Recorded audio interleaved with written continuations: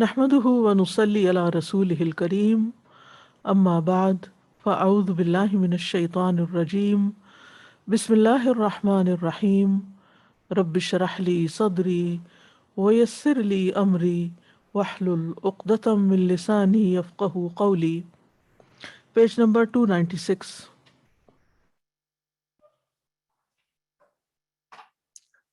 ومنها الخوف.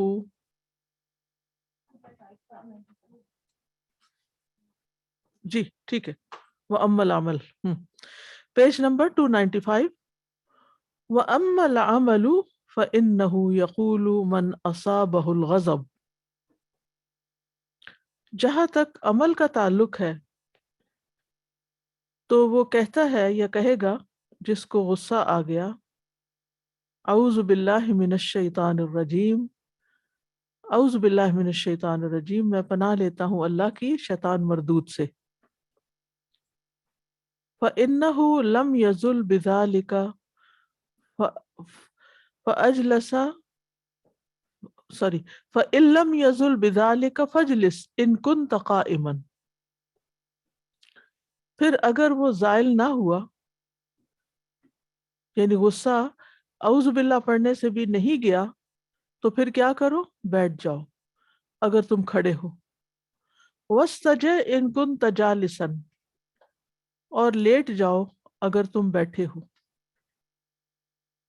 فَإِن لَمْ يَزُلْ بِذَلِكَ، پھر اگر وہ اس سے بھی زائل نہیں ہوا، فَلْيَتَوَضَّأْ بِالْمَاءِ الْبَارِدِ، تو چاہیے کہ ٹھنڈے پانی سے وضو کرے. وَلْيُصَلِّ، اور چاہیے کہ نماز پڑھے. وَأَمَّا الصَّبْرُ، جہاں تک صبر کا تعلق ہے، فَيَتَذَكَّرُ عَاقِبَتَهُ، تو اس کے انجام کے بارے میں سوچے، یاد کرے، اس کا انجام یاد کرے. وَثَوَابَهُ الْجَزِيلُ فِي الدُّنْيَا وَالْآخِرَةِ، اور اس کا دنیا اور آخرت میں بہت بڑا ثواب جو ہے اس کے بارے میں سوچے. یہ ہم جو چیپٹر پڑھ رہے ہیں نا، اس میں ہے فقہ امراض القلب و قلوب و علاجها، دل کی بیماریاں اور ان کا علاج. تو یہاں پر پیج 291 میں ہم نے پچھلی دفعہ پڑھا تھا کہ دل کو دو بڑی بیماریاں لگ جاتی ہیں، ریاکاری اور کبر، اور پھر اس کے بارے میں انہوں نے بات کی تھی اور علاج بتایا. اور اس کے بعد یہ کہ تکبر جو ہے اس کا ایک حصہ جو ہے وہ غضب بھی ہے نا. تو پھر فالاسباب المہیجہ للغضب، غضب کو کون سی چیزیں بھڑکاتی ہیں، پھر اس کا علاج بتا رہے ہیں. ٹھیک ہے. اور علاج جو ہے علم سے بھی ہوتا ہے اور عمل سے بھی ہوتا ہے. تو پہلے ہم نے علم سے پڑھا، اور اب اس کے بعد عمل کی باری ہے کہ کیا کیا ایکشن لے انسان اپنے غصے کو دور کرنے کے لیے. وَأَمَّا الْحِقْدُ، اور جہاں تک کینے کا تعلق ہے، فَإِنَّ الْغَضَبَ إِذَا لَزِمَ قَزَمَهُ، جب غضب حاوی ہوتا ہے تو وہ اس کو نہیں لازمہ نہیں لازم ہو جاتا، حاوی ہو جاتا ہے. قَزَمَهُ، تو وہ اس کو چھپا لے. لِأَجْزِ عَنِ التَّشَفِّي فِي الْحَالِ، اپنی حالت کے شفا پانے سے عاجز ہو کر. رجع إلى الباطن واحتقن فيه، تو وہ اس کے اندر کی طرف لوٹ جاتا ہے اور وہاں جمع ہو جاتا ہے. یعنی اگر انسان اپنے غصے پہ قابو نہیں پا سکتا اور غصہ اس پر حاوی ہو جاتا ہے اور وہ اس کو نکال بھی نہیں سکتا، وہ کوئی ایسا کام نہیں کر سکتا کہ جس کی وجہ سے وہ شفا پائے، کیونکہ اپنے حال سے عاجز ہے وہ. تو پھر کیا ہوتا ہے؟ یہ غصہ حقد میں بدل جاتا ہے، اندر دل کے اندر وہ کینہ جمع ہو جاتا ہے. اور بعض اوقات کیا ہوتا ہے کہ کسی شخص کے خلاف اگر کوئی آپ کی ایسی چیز ہے تو وہ جمع ہوتی رہتی، پھر کسی دن بھڑک اٹھتے ہیں، پھر وہ باہر آ جاتا ہے، یہ کسی اس کے خلاف کئی باتیں شروع کر دیتے ہیں، کبھی اس کے منہ پہ شروع کر دیتے، کبھی اس کے پیچھے شروع کر دیتے. فَصَارَ حِقْدًا يَنْشَأُ عَنْهُ الْحَسَدُ لِلْإِنسَانِ. تو یہ جو حقد جو ہے اس سے پھر انسان کے لیے حسد پیدا ہو جاتا ہے. ینشا، نشا کا مطلب ہوتا ہے اٹھنا، پیدا ہونا. وَحَجْرُهُ وَالْاسْتِصْغَارُ لَهُ وَذَمُّهُ وَالْإِسْتِهْزَاءُ بِهِ وَإِيذَاؤُهُ. اچھا، اب کیا ہوتا ہے کہ اس انسان کو انسان یا چھوڑ دیتا ہے، یا اس کو حقیر سمجھتا ہے، یا اس کی مذمت کرتا ہے، یا اس کا مذاق اڑاتا ہے، یا اس کو تکلیف دیتا ہے. وَمَنَعُهُ حَقُّهُ مِنْ قَضَاءِ دَيْنٍ، اور اس کا حق ادا کرنے سے اس کو روک دیتا ہے، جیسے قرض کا چکانا ہے. او صلۃ رحم، یا اگر رشتہ دار ہے تو پھر کیا کرتا ہے، صلہ رحمی سے روک دیتا ہے، تعلق ہی کاٹ لیتا ہے، بات چیت ہی بند کر دیتا ہے. او رد مظلمت، یا کسی ظلم کو رد کرنا، کہ آپ کے بس میں ہے کہ کسی پہ ظلم ہو رہا ہے لیکن آپ اس کو ہٹا ہی نہیں رہے، اس کی مدد ہی نہیں کر رہے. کیوں؟ ہاں، آپ کے دل میں اس کے خلاف غصہ ہے، نفرت ہے. جب وہ غصہ دل میں ہوتا ہے تو جس شخص کے خلاف ہوتا ہے، اگر اس پر کوئی مصیبت آئے تو انسان آگے نہیں بڑھتا کہ اس کی مدد کرے، وہ کہتا مزہ چکھو.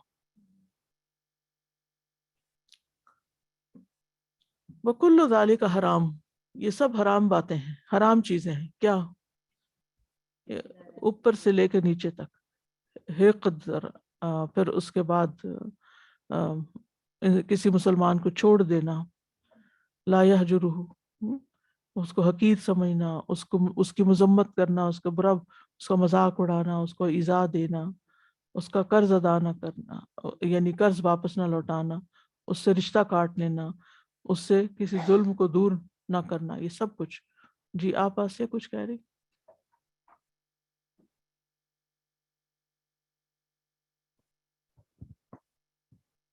جی خیال ہے تو استاذہ جی، جیسے آپ نے یہ یہاں پہ ہم نے پڑھا سٹیجز، تو ہم دیکھتے ہیں کہ بہنوں بھائیوں میں بھی شروع سے بچپن سے آہستہ آہستہ بعض کا جو جھگڑے ہوتے ہیں اور چھوٹے چھوٹے غصے ایک دوسرے کے خلاف دلوں میں رکھتے ہیں، اس کو زائل نہیں کرتے، تو وہ جو یہاں پہ ہوا ہے نا کہ اس کی سٹیٹ بدل جاتی ہے، وہ حقد میں بدل جاتا ہے، پھر اس کے بعد اس چیز میں بدل جاتا ہے، اور پھر جب بڑے ہو کے کہیں کچھ چیزیں ہوتی ہیں تو یہی حالت پیش آتی ہے کہ کسی کو مشکل میں دیکھ کے بھی وہ آگے نہیں بڑھتے کہ کسی کی ہیلپ کر دیں، کیونکہ دل میں اتنے سالوں کا پتہ نہیں کب کب کا وہ غصہ بدل بدل کے فارم کیا سے کیا بن چکا ہے. بالکل.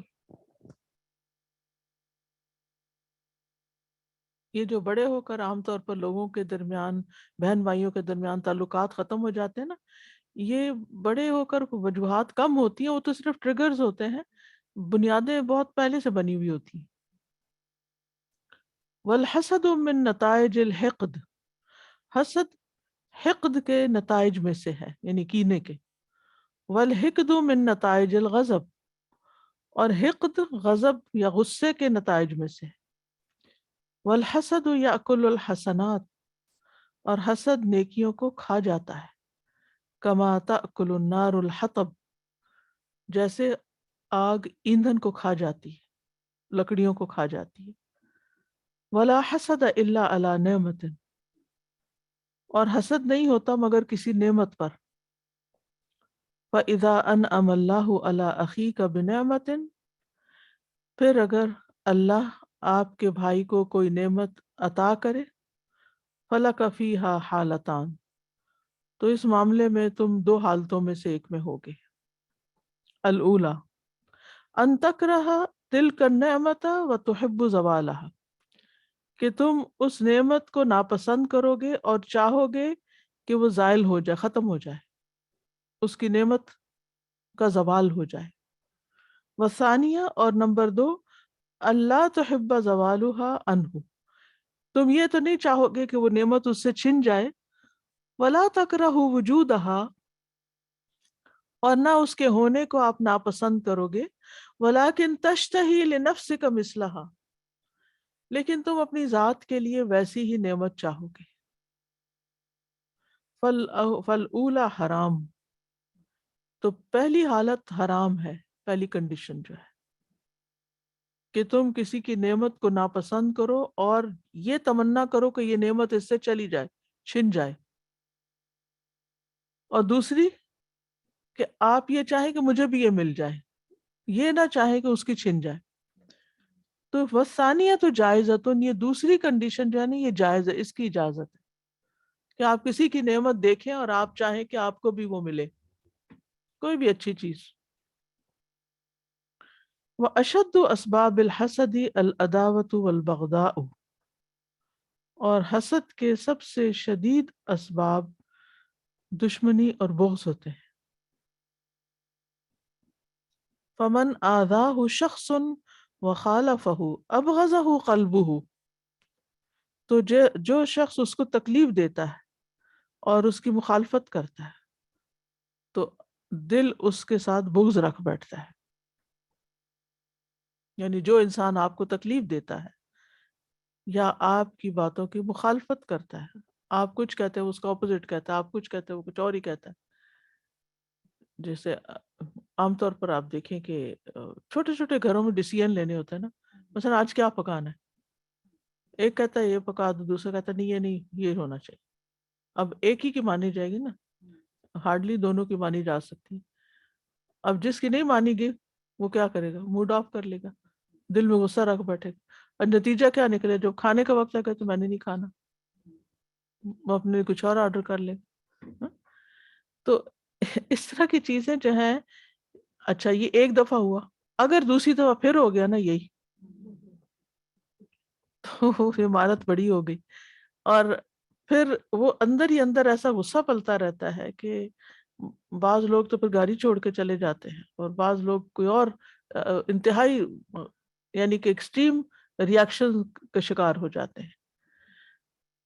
تو اس لیے یہ وجہ بتا رہے ہیں کہ انسان اپنے آپ کو خود انالائز کرے کہ جب خود اس کنڈیشن میں ہو تو پھر سوچے کہ یہ ہوا کیوں ہے میرے ساتھ، یہ کہاں سے جمع ہو رہا ہے اور جو آج پھٹ پڑا ہے لاوا.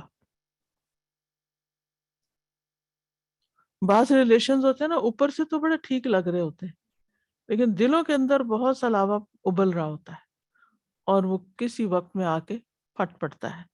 جیسے بعض بیماریاں ہوتی ہیں نا، جسم کے اندر خون کے اندر وہ جمع ہو رہی ہوتی ہیں ٹاکسنس، اور پھر کسی ایک جگہ سے کسی ایک بیماری کی شکل میں جو ویک ایریا ہوتا ہے اس پہ وہ اٹیک کر دیتے ہیں اور انسان بڑے مصیبت میں مبتلا ہو جاتا ہے. ہاں معاف کر دینا چاہیے، نکال دینا چاہیے، بات کر لینی چاہیے اور اگنور کر دینا چاہیے. جو کسی کو معاف نہیں کرتا وہ معاف کیا بھی نہیں جاتا. الا تحبون ان یغفر اللہ لکم، یعنی انسان چاہے کہ مجھے معافی چاہیے تو جو اپنے لیے معافی چاہتا ہے وہ دوسرے کو معاف کرتا رہے. ہاں استاد سے جب دو بندوں کو غصہ چڑھا ہوتا ہے، میں نے آزمایا ہے کہ اگر ایک بندہ خاموش ہے اور تھوڑی دیر کے بعد بتا دیں کہ یہ بات بری لگی تھی، تو وہ دونوں اس کو احساس بھی ہو جاتا ہے اور آپ غصے میں اپنے وہ جذبات کے ساتھ بھی نہیں کہتے، دوسرے کی سمجھ میں اندر نہیں جمع ہوتا، یعنی غصے کو جمع نہیں کرنا چاہیے ورنہ کسی بڑی مصیبت کے شکل میں پھٹے گا. وغضب علیہ وحقد علیہ، تو جو شخص انسان کو تکلیف دیتا ہے انسان اس پہ غضبناک ہوتا ہے اور اس سے بغض رکھ بیٹھتا ہے، یقینہ رکھ بیٹھتا ہے. وانتقم منہ ان قدر، جب اگر اس کو قدرت ہو تو انتقام بھی لے لیتا ہے، جیسے بڑے بچے چھوٹے بچوں کو مار پٹائی بھی کر دیتے ہیں. ومنها التعزز، اور ان اسباب میں سے ایک تعزز بھی ہے. تعزز کہتے ہیں اپنے آپ کو بڑا عزت والا سمجھنا، عزیز خیال کرنا، اپنے بڑی چیز سمجھنا. فَإِنْ أَصَابَهُ أَحَدُ أَقْرَانِهِ وِلَایَةً، پھر اگر اس کے ہمسر لوگوں میں سے کسی کو کوئی عہدہ مل جاتا ہے، ولایت ہوتی ہے نا کہ کہیں یعنی والی بن جاتا ہے، عہدہ دار، یعنی کوئی جاب اچھی مل جاتی ہے، او مالن یا اسے کہیں سے مال حاصل ہو جاتا ہے، او علمن یا وہ کوئی ڈگری لے لیتا ہے، ثقل علیہ تو وہ اس پر بڑی بھاری ہوتی ہے، اس کو یہ کیوں مل گیا ہے، وخاف ان یتکبر علیہ اور وہ ڈرتا ہے کہ اب وہ اس سے بڑا بن جائے گا. مثلاً آپ دو لوگ کسی آفس میں کام کر رہے ہیں اور دونوں میں ایک ہڈن کمپٹیشن چلتا رہتا ہے. اب ان میں سے ایک جو ہے وہ چپ کے کوئی کورس اور سرٹیفکیشن کر لیتا ہے، اس کی بنا پر اس کو یعنی بہتر پوزیشن مل جاتی ہے. اب یہ دوسرا جو پہلا والا اس کا ساتھی ہے وہ انسیکیور ہو جاتا ہے اور اس کے اندر ایک غصہ یا ایک حقد اور وہ حسد پیدا ہو جاتا ہے. ولا یطیق تکبرہ فیحسدہ اور وہ اس کی بڑائی کو یعنی دوسرے کی بڑائی کو ماننے کی طاقت نہیں رکھتا، تو بس پھر چپکے سے حسد شروع کر دیتا ہے. ومن اسباب الحسد الکبر حسد کے اسباب میں سے ایک تکبر بھی ہے. وہو ان یکون فی طبعہ ان یتکبر علیہ اور یہ کہ وہ اس کی نیچر میں یہ ہو کہ وہ اس پر اپنے آپ کو برتر سمجھے. وَيَسْتَصْغِرُهُ اور اس کو دوسرے کو چھوٹا سمجھے. وَيَسْتَخْدِمُهُ اور اس سے خدمت لے. فَإِذَا نَالَ نِعْمَةً پھر جب اس کو کوئی نعمت مل جاتی ہے خَافَ اللَّهَ يَحْتَمِلَ تَكَبُّرَهُ تو اس کو ڈر لگتا ہے کہ اب یہ اس کی بڑائی نہیں مانے گا. وَيَتَرَفَّعُ اور اپنے آپ کو برتر سمجھے گا عن متابعتہ اس کی پیروی کرنے سے. یعنی اب یہ اس کو یعنی یہ اب اس سے آگے نکل گیا ہے، اب وہ اس کے کام کا نہیں رہا. جی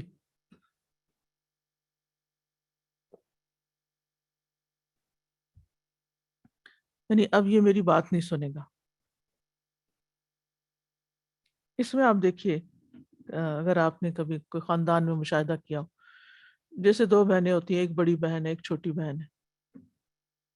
بڑی بہن جو ہے وہ ہر وقت ایک باس اراؤنڈ کرتی ہے چھوٹی پر اور اس کو کچھ نہیں سمجھتی. پھر بڑی بہن کی شادی ہو جاتی ہے اور وہ اسٹل اپنے اسی بڑے پن میں ہے. ایسے میں چھوٹی کی شادی کسی بہت مالدار شخص سے ہو جاتی ہے. اب یہ چیز اس کے لیے بڑی کے لیے کیا ہو گئی، وہ پریشانی کا باعث بن گئی، تھریٹ ہو گئی نا کہ اب یہ میری باتوں میں یعنی میرے اس کنٹرول سے نکل گئی، اب یہ میری بات نہیں مانیں گے. اب وہاں حسد بھی ہو سکتا ہے، وہاں حقد بھی ہو سکتا ہے، وہاں کوئی چھپے انتقام کی آگ بھی ہو سکتی ہے، وہاں کسی نہ کسی طرح کوئی اذیت پہنچانا حتیٰ کہ قطع رحمی بھی ہو سکتی کہ اب تم ہمارے کام کے نہیں جاؤ اپنا کام کرو. یعنی عموماً آپ دیکھیں کہ خرابیاں جو لوگوں میں پائی جاتی ہیں وہ اتنی سمپل نہیں ہوتی، کمپلیکیٹڈ ہوتی. اس کے پیچھے بہت سی ریزنز ہوتی ہیں جن کو سمجھنے کی ضرورت ہوتی. اور جب تک وہ روٹ کاز نہیں پتہ چلے اور اس کا علاج نہ ہو تو بندے کا علاج نہیں ہوتا. تو یہ جو کاؤنسلر ہوتے ہیں یہ جو بہت سارے کویسچنز کرتے رہتے ہیں وہ اسی وجہ سے کرتے ہیں تاکہ روٹ کاز تک پہنچے کہ مرض ہے کیا، اور پھر اس کو وہاں سے کریدنے کی نکالنے کی کوشش کرتے ہیں کہ وہ نکلے گا تو پھر معاملہ درست ہوگا. اور اس کا علاج سمپل علاج یہی ہے کہ انسان اپنی نعمتوں کا شکر ادا کرے، ان میں خوش رہے اور جو کچھ دوسروں کو ملا ہے اسے بے نیاز ہو. یہ خوش رہنے کا راز یہی ہے کہ انسان دوسروں کو ملنے والی چیزوں سے بے نیاز رہے. اگر کوئی خیال ایسا آئے بھی تو جھٹک دے اس کو. آپ کچھ کہہ رہے ہیں؟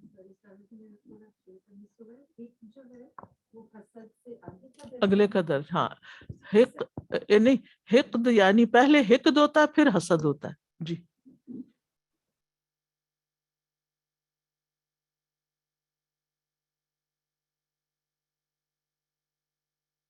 ومن حل جی آپ کو کچھ یاد آ رہا ہے؟ پکڑے. مجھے خیال آ رہا ہے کہ شیطان کے بارے میں ہم نے حسد کا پڑھا نا، کہ شیطان کو آدم علیہ السلام سے حسد ہوا تھا، تو اس کا مطلب کہ وہ غضب اور حقد اور وہ ساری سٹیجز سے گزر کے جب وہ بن رہے تھے تو تب سے اس کے اندر شروع ہو گیا. کہ اور کیا پھر ہے، کہا اسے ایگزیکٹ تجسس تھا جی کہ کہیں میرے سے آگے تو نہیں نکلنے والا. تو جب وہ دیکھا کہ وہ تو آگے نہیں، تو سجدہ کروایا جا رہا تھا، وہ تو جل گیا اور اتنی بڑی ضد لے لی کہ اپنے آپ کو مصیبت میں ڈال لیا. تو یہ جو انتقامی لوگ ہوتے ہیں نا، یہ اپنی انا کی وجہ سے اپنے آپ کو ذلیل کر بیٹھتے ہیں، یعنی اپنی انا نہیں چھوڑتے، اس سے باہر نہیں آتے، جھکتے نہیں، تواضع نہیں، ضد کی وجہ سے. یعنی بعض لوگ ضد میں دوسرے کو نقصان پہنچانے کی کوشش کرتے ہیں، حالانکہ وہ بھول جاتے ہیں کہ دراصل وہ اپنے آپ کو ظلم، اپنے آپ کو تکلیف دے رہے ہیں. اب مثال کے طور پر آپ دیکھیں، اگر کوئی عورت ہر وقت اپنے شوہر کی برائیاں کرتی رہے، سامنے بھی اور پیچھے بھی اور ہر جگہ، تو آپ کا کیا خیال ہے کہ لوگ شوہر کو برا سمجھیں گے یا اس عورت ہی کو برا سمجھنے لگیں گے؟ دونوں کی جائے گی، لیکن ہو سکتا ہے شوہر سے ان کو کوئی ہمدردی ہو جائے کہ لگتا ہے کہ یہی مسکین ہے اور یہ ظالم ہے. یعنی بعض اوقات ہم دوسرے کو گرانے کی کوشش میں لگے رہتے ہیں تاکہ دوسرے اس کو برا سمجھے، حالانکہ جو ہم حرکت کر رہے ہوتے ہیں وہ خود ہمیں گرا دیتی. جی ہاں. پریکٹیکلی اس کا ایگزامپل بالکل ریسنٹلی کہیں سامنے آیا کسی فیملی میں کہ کچھ ہسبینڈ اور وائف کے درمیان کوئی اس قسم کے اختلافات یا جو بھی کچھ ہو رہا تھا، اور بچے جیسے ابھی ایسی ایج میں، تو وہ ماں مسلسل ظاہر ہے جب فادر کو ٹاک ڈاؤن کر رہی ہوتی ہے کہ یہ بے عزتی بھی کی، بات بھی کی، اور وہ اب بچے ایسی اسٹیج پہ ہیں کہ وہ ماں کو کہنا شروع ہو گئے کہ you know you are wrong, you are the problem, جو کچھ آپ ان کو بلیم کر رہی ہیں وہ تو ویسے نہیں ہے. یعنی سارا ٹائم بچے ماں کے ساتھ ہوتے ہیں اور باپ کی جب وہ برائی سنتے ہیں. ناسمجھ ہوتے ہیں نا، ناسمجھ ہوتے ہیں ماں کی باتوں میں آ جاتے ہیں، لیکن جو ہی ذرا سمجھدار ہوتے ہیں وہ الٹا ماں کو بلیم کرنا شروع کر دیتے ہیں، اور بعض اوقات دونوں کو ہی. یعنی کہ ریسنٹلی کچھ ایسے واقعات سامنے آئے کہ بچے باقاعدہ ماں باپ دونوں کو گالیاں دیتے ہوئے نظر آئے. کسی نے مجھے بتایا کہ وہ کاؤنسلنگ کر رہی ہیں کہ بچی کی، کہ وہ جو بیٹھتی ہیں تو باقاعدہ گالیاں دیتی، گالی سے کم بات نہیں کرتی ماں اور باپ دونوں کو. کیوں؟ کیونکہ دونوں کی نہیں بنتی تھی، تو بچوں کی زندگی برباد. کہتے کہ تو پھر بہرحال انہوں نے تو ان کو یہ بتایا کہ تم دیکھو کہ ان سے تمہیں کیا ملا ہے دونوں سے. تو اس نے بتایا کہ میں خود تو کچھ نہیں کرتی، سب کچھ میرے ماں باپ نے ہی دیا مجھے. تو کہا کہ اسی کو یاد کر لو، اگر ان کی وجہ سے تمہیں تکلیف پہنچی تو کچھ ملا بھی ہے. لیکن بچے اس وقت یہ تھوڑی دیکھتے ہیں، وہ تو کہتے ہیں یہ ہمارا حق تھا جو ہمیں ملا. ان نعمتوں کو بھول جاتے ہیں.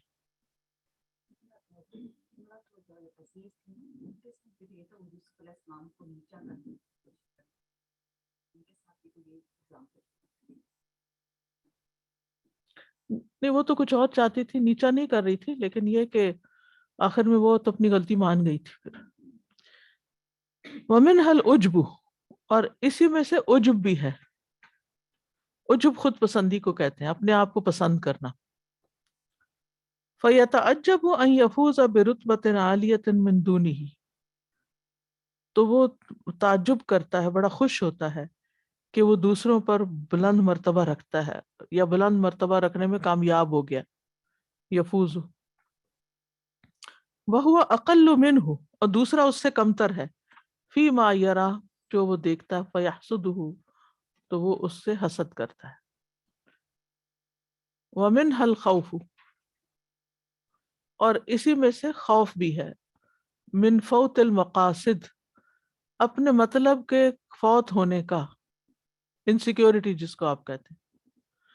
ومنہ، اور اسی سے تعلق رکھتا ہے تزاحم الذرات، سوکنوں کا آپس میں تزاحم کرنا، یعنی مزاحمت کرنا، ایک دوسرے کو ریپیل کرنا. علی مقاصد الزوجیہ، ازدواجی زندگی کے جو مقاصد ہیں ان میں. وتزاحم الاخوہ، یہ الف زائد پڑا ہوا یہاں، اور بھائیوں کا آپس میں ایک دوسرے سے مزاحمت کرنا، جھگڑنا. علی نیل المنزلۃ فی قلب الابوین، ماں باپ کے دل میں مقام حاصل کرنے کے اوپر کہ میں باپ کی آنکھوں کا تارا بن جاؤں، میں ماں کی آنکھوں کے میں لاڈلا بن جاؤں، اس وجہ سے وہ آپس میں ایک دوسرے کو پھر گراتے رہتے. یوسف علیہ السلام سے حسد اسی بنا پر ہوا تھا کہ وہ اپنے والد کے زیادہ محبوب تھے، تو بھائی چاہتے تھے کہ ہمارا بھی وہی مقام ہو. وَمِنْهَا حُبُّ الْإِنْفِرَادِ بِالرِّيَاسَةِ، اور اسی میں سے سرداری میں انفراد کی خواہش کہ میں ہی سردار بنا رہا ہوں. وَطَلَبُ الْجَاهِ لِنَفْسِهِ، اور اپنی ذات کے لیے منصب کی خواہش رکھنا. کمن یحب ان یکون عدیم النظیر، یہ اس شخص کی طرح ہے جو چاہتا ہے کہ وہ بے مثال بن جائے. عدیم کا مطلب ہوتا ہے عدم سے نہیں ہے، یعنی نظیر مثال، یعنی بے نظیر جس طرح کہتے ہیں. لیس مثلہ احد، لیس مثلہ احد، اس جیسا کوئی ہے ہی نہیں. لیقال انہ فرید عصرہ، تاکہ کہا جائے کہ یہ اپنے زمانے کا بے مثال انسان ہے، بے مثال شخصیت ہے. وَمِنْهَا خُبُثُ النَّفْسِ وَشُحُّهَا بِالْخَيْرِ لِعِبَادِ اللَّهِ، اور اسی میں سے نفس کی، جی یہ دیکھیں یہ پیچھے جا رہی ہے نا اسباب، ٹھیک ہے، الاولا اور پھر ثانیہ اور پھر اسباب الحسدی الکبر. یہ اگر آپ 295 کی لاسٹ 3 لائنز دیکھیں نا تو اس میں اسباب الحسد بتائے جا رہے ہیں. ہاں جی، تو حسد کے اسباب میں سے ایک خبث النفس ہے. نفس،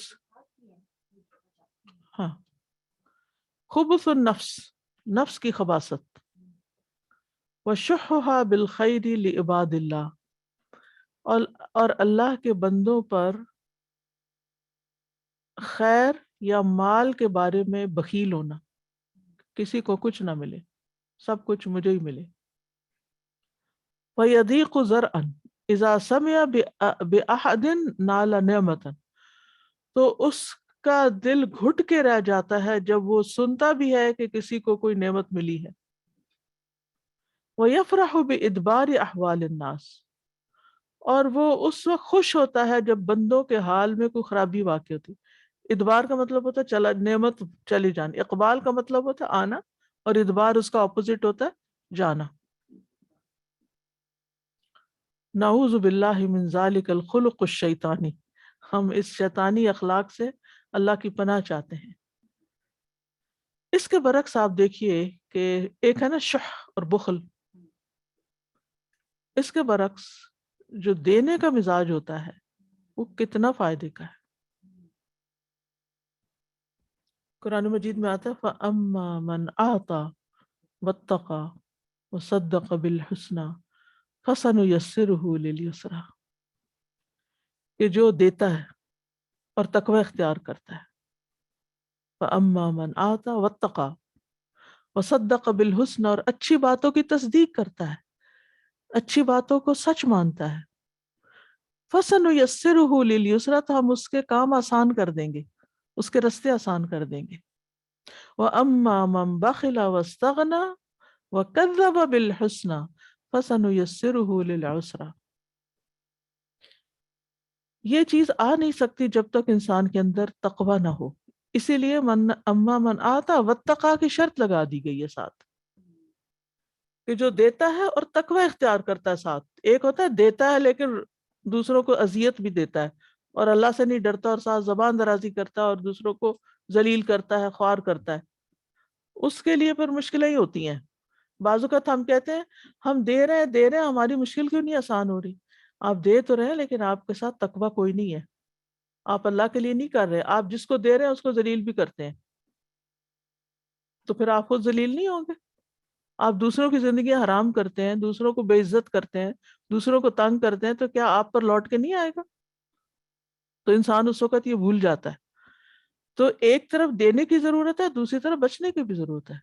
آپ دیکھیں سورۃ الطلاق میں جو آیت آتی ہے وَمَن يَتَّقِ اللَّهَ يَجْعَل لَّهُ مَخْرَجًا وَيَرْزُقْهُ مِنْ حَيْثُ لَا يَحْتَسِبُ، جو اللہ کا تقوی اختیار کرتا ہے اللہ اس کو وہاں سے دیتا ہے، اس کے لیے مشکل سے نکلنے کا رستہ بھی بناتا ہے اور اس کو وہاں سے رزق دیتا ہے جہاں سے وہ سوچ بھی نہیں سکتا، اس کے خیال میں بھی نہیں آتا۔ یہ اس کانٹیکس میں آیت کا میں نے ایک حصہ پڑھا ہے، اس کانٹیکس میں ہے کہ مثلاً اگر ایک ہسبینڈ جو ہے وہ اپنی بیوی کو طلاق دیتا ہے اور ایک طلاق دیتا ہے اور پھر کچھ دن کے بعد اس کو خیال آتا ہے کہ نہیں میں غصے میں تھا، میں نے زیادتی کی، تو وہ رجوع کر لیتا ہے، تو مخرج آ گیا نا، مل گیا اور اس کی ضروریات بھی پوری ہوگی، گھر بس گیا۔ لیکن اگر کوئی غصے میں آ کر تینوں طلاقیں دے کر اور انا کا شکار ہو کر اس معاملے کو نبھاتا ہے، اللہ سے نہیں ڈرتا، بیوی پہ ظلم کرتا ہے، تو اس کے لیے پھر آگے مشکلیں مشکلیں۔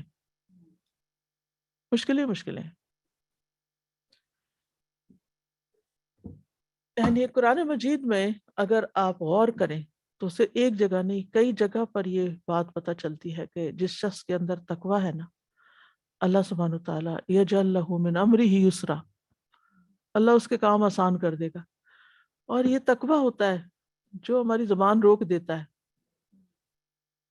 ہم دوسرے کو بے عزت نہیں کرتے، آرام سے بات کرتے، تواضع ہوتا ہے، تسامح ہوتا ہے، درگزر ہوتا ہے، صبر ہوتا ہے۔ جس شخص کے اندر یہ کوالٹیز آ جاتی ہیں تو اللہ تعالیٰ اس کے معاملے آسان کر دیتا ہے۔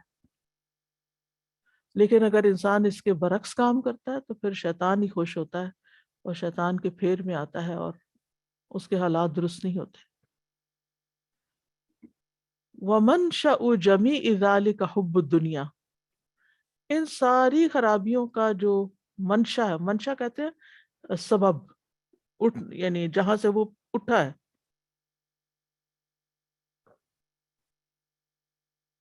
نشا ہوتا ہے نا، نشو نما، یعنی دنیا کی محبت ہی ان ساری خرابیوں کا باعث ہے۔ sprouts from there، بالکل۔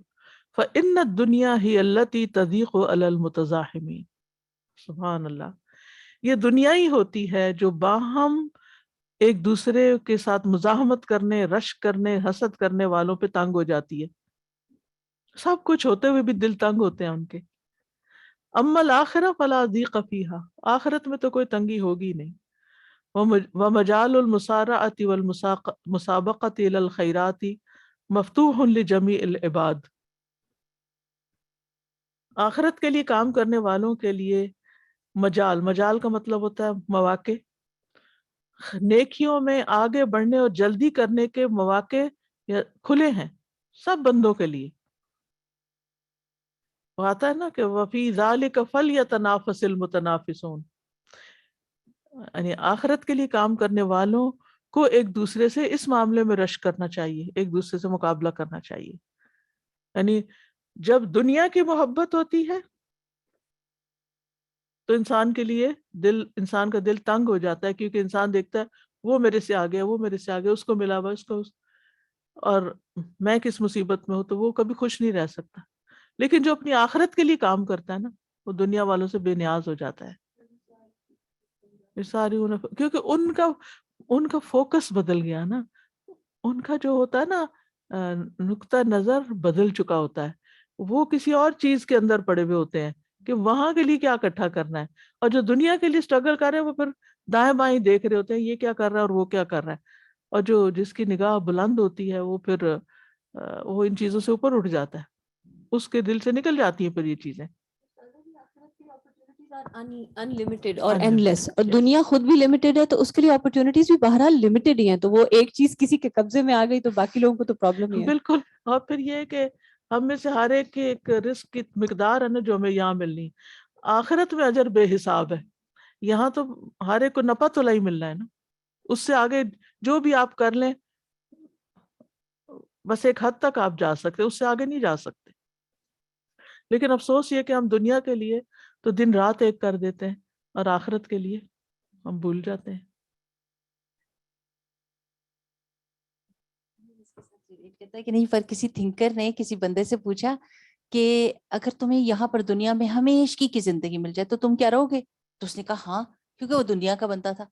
تو جو تھنکر تھا اس نے کہا میں کبھی بھی نہیں رہوں گا، میں یہاں نہیں رہوں گا، کیونکہ یہ ارجنسی جو ہے نا، جو مجھے پتا ہے کہ کبھی بھی میری موت آئے گی، وہ مجھے نیکی پر اور بھلائی کے اوپر مجبور کرتی ہے اور جلدی سے وہ کرواتی ہے کہ مجھے نہیں پتا کہ میرے پاس ٹائم کتنا ہے، اور اس کی وجہ سے میں ایکٹیو ہوں. لیکن جیسے مجھے یہ پتا چلا کہ یہاں سارا وقت رہنا ہے تو پھر تو میرے سے کچھ بھی نہیں ہونے والا. تو یہی مومن کا حال بھی ہوتا ہے کہ اس کو پتا ہے کہ میں نے آخرت کے لیے جو کچھ اکٹھا کرنا ہے وہ ابھی جلدی جلدی کرنا کرنا ہے، تو وہ جلدی کرتا نیکیوں میں، ڈیلے نہیں کرتا، سستی نہیں کرتا کہ کل کر لوں گا پھر دیکھوں گا.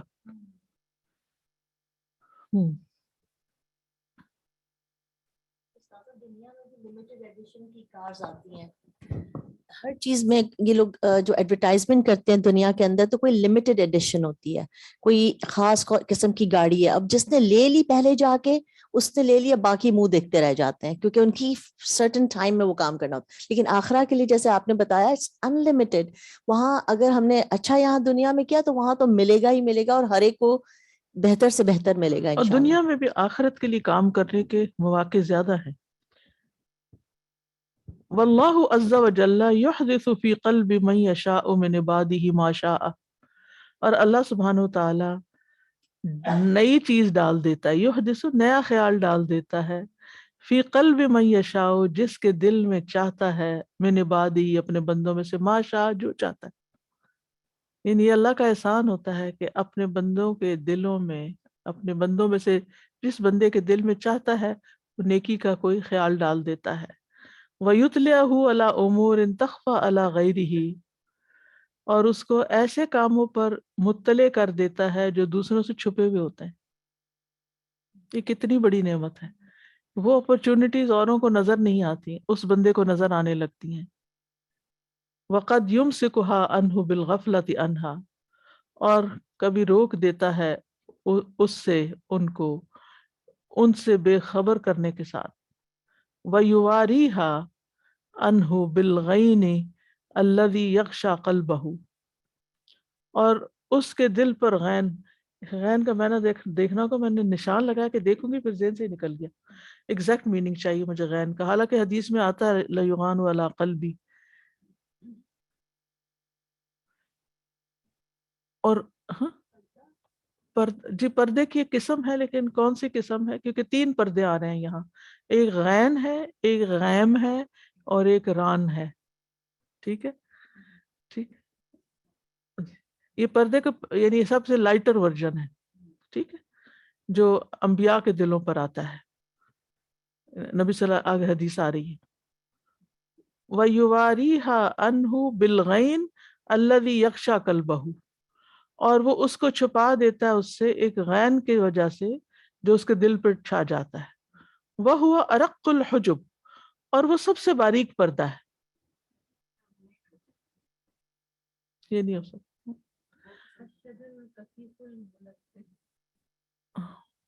اچھا نہیں، یہ معنی نہیں، یہ معنی نہیں. وَهُوَ أَرَقُّ الْحُجُبِ، یہی بات ہے کہ سب سے باریک پردہ ہے، باریک پردہ آ جاتا ہے. یوں کہیں الغین،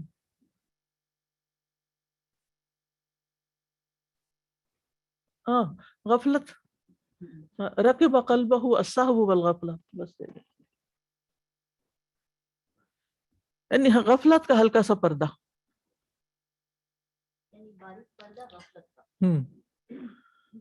او بالغیم، یا اس سے اگلے درجے کا پردہ، وہ اغلظ منہ، اور وہ اس سے زیادہ تھک ہوتا ہے. یعنی غفلت کا پردہ جو پہلے پردے سے تھک ہوتا ہے، اغلظ غلیظ یعنی تھک. او برأن، یا زنگ، کلا بل ران علی قلوبہم وہو اشدھا، اور یہ سب سے زیادہ سخت پردہ ہوتا ہے. فالاول، تو پہلا، وہو الغین یقع للانبیاء والرسل، یہ وہ پردہ ہے جو انبیاء اور رسولوں کے ساتھ لپٹ جاتا ہے. کما قال النبی صلی اللہ علیہ وسلم، جیسا کہ نبی صلی اللہ علیہ وسلم نے فرمایا، انہ لیغان علی قلبی، کہ میرے دل پر بھی ایک ہلکا سا پردہ آ جاتا ہے. وانی لاستغفر اللہ فی اليوم 100 مرہ، اور بے شک میں اللہ سے دن میں 100 بار استغفار کرتا ہوں. وہ ہوتا نا کہ کوئی کام آپ نے کرنا ہوتا ہے تو آپ کے ذہن سے نکل جاتا ہے، وہ تھوڑا سا انسان ذرا سا کیجول ہونے لگتا ہے. یہ پیغمبر سب سے زیادہ کانشیس رہتے ہیں ہر وقت، لیکن کبھی وہ بھی انسان ہوتے ہیں نا، تو کسی وقت ان پہ بھی ہلکا سا جیسے اونگ آ گئی، یا اونگ آنے سے مراد وہ سونے والی اونگ نہیں، یعنی اس چیز سے انسان اوور لک کر گئے. وثانی وہو الغیم یکون للمؤمنین، اور یہ ذرا تھک پردہ جو ہوتا ہے یہ عام مومنوں کے لیے ہوتا ہے کہ ان کے دلوں پہ اس وقت آ جاتا ہے اور پھر وہ ان کو بھلا دیتا ہے کرنے والے کام. والثالث وہو الران، اور تیسرا ران پردہ ہے، زنگ ہے، یکون لمن غلبت علیہ الشقوہ، یہ اس شخص کے لیے ہوتا ہے جس پہ بدبختی غالب آ گئی. کما قال سبحانہ کلا بل ران علی قلوبہم ما کانوا یکسبون، ہرگز نہیں بلکہ ان کے دلوں پہ زنگ چھا گیا ہے ان کاموں کی بدولت جو وہ کرتے ہیں یا اپنی کمائی کی بدولت. كلا بل ران على قلوبهم ما كانوا يكسبون.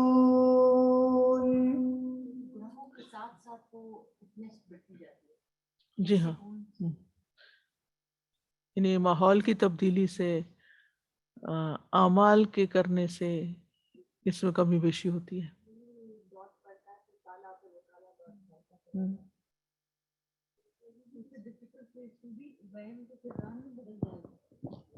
اگر غیم کو صاف نہیں کیا تو پھر ران میں بدل جائے گا.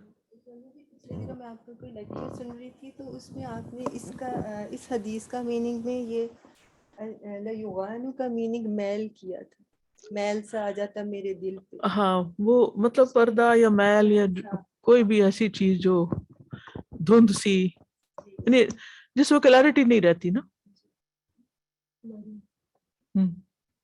بلری ہو جاتا.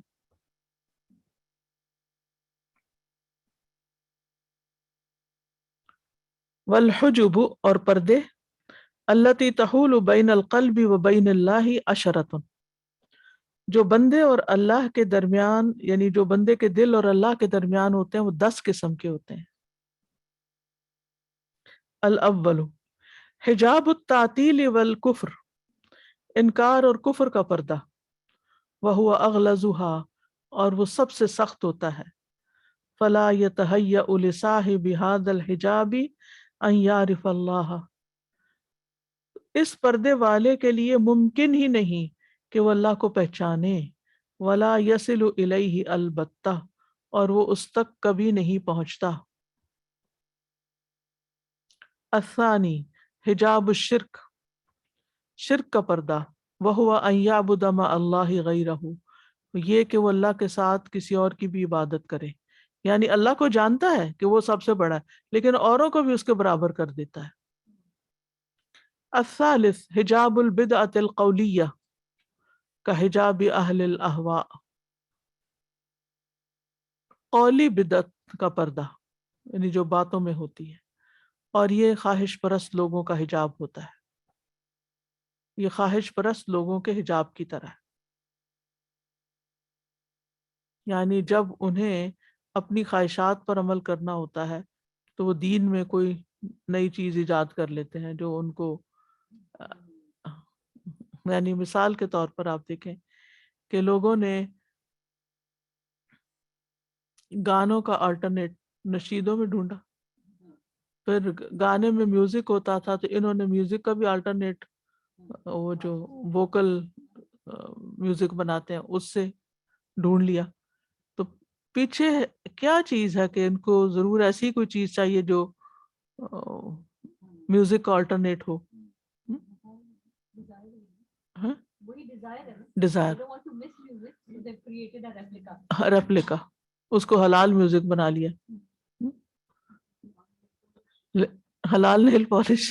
صحیح ہے، یعنی کچھ نہ کچھ جو چیزیں منع ہے نا.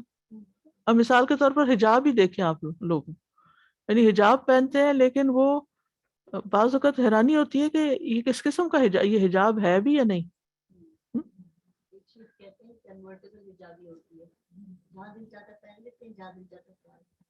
ہاں ہاں نہیں مطلب یہ ہے کہ وہ اس قسم کا حجاب ہوتا ہے کہ بندہ پہلے سے بھی زیادہ اٹریکٹیو لگتا ہے. یعنی وہ حجاب کا مطلب ہوتا ہے انسان اپنی بیوٹی چھپائے. وہ ایسا حجاب ہوتا ہے کہ جس سے بیوٹی اور زیادہ نمایاں ہو جاتی ہے. خاص طور پر اگر آپ سوشل میڈیا پہ بعض حجابیز کو دیکھیں تو بہت ہی اٹریکٹیو لگتے ہیں نا. ہو سکتا ہے اپنی نارمل زندگی میں اتنی خوبصورت ہی نہ ہو کیونکہ فلٹریشن ہوتی ہے نا اس پر, تو تصویروں کو فلٹر کرتے رہتے ہیں اور اسے چمکا چمکو کے تو پھر سارے داغ دھبے چھپا کے تو یعنی بدعت اپنے آپ کو دیندار کہلانا, لیکن وہ اصل میں خواہشات پوری کرنا وہ دین نہیں ہوتا, کیونکہ دین کا تقاضا کچھ اور ہے, دین کچھ اور چاہتا ہے. الرابع حجاب البدعت العملیہ, عملی بدعت کا حجاب کا حجاب اہل سلوک المبتدئین فی طرقہم, جیسے اہل سلوک جو بدعت کرنے والے ہیں ان کا اپنے طریقوں میں حجاب, یعنی ان کا حجاب یعنی ان کی بدعتیں وہ کیا ہوتی ہیں, یعنی دین کے نام پر انہوں نے ایسے کام ایجاد کر لیے ہیں کہ جیسے مثلا ذکر ہے, قرآن مجید میں بھی سنت میں ذکر کی کتنی اہمیت ہے, کتنی تلقین کی گئی ہے, لیکن انہوں نے ذکر کے ایسے الفاظ اور ایسے طریقے ایجاد کر لیے ہیں جو اصل میں دین میں ہے نہیں. مثال کے طور پہ کمرہ اندھیرا کر لو اور پھر سارے مل کے زور زور سے اونچی آواز میں پڑھو, یا کچھ لوگ آیت کریمہ کا ذکر ایسے کرتے ہیں کہ پانی کے پیالے رکھتے ہیں پاس اور اس کے اندر پتہ نہیں ہاتھ رکھتے ہیں یا تسبیح ڈبوتے ہیں یا سم تھنگ, مجھے کسی نے بتایا تھا کہ کیا ایسے کرنا ٹھیک ہے, تو مجھے سمجھ نہیں آئی کہ وہ پانی کس لیے رکھتے, کہتے ہیں اس لیے کہ یونس علیہ السلام پانی میں تھے تو انہوں نے پڑھا تھا, یعنی مچھلی میں تھے. اور تو اس قسم کی چیزیں ہاں جی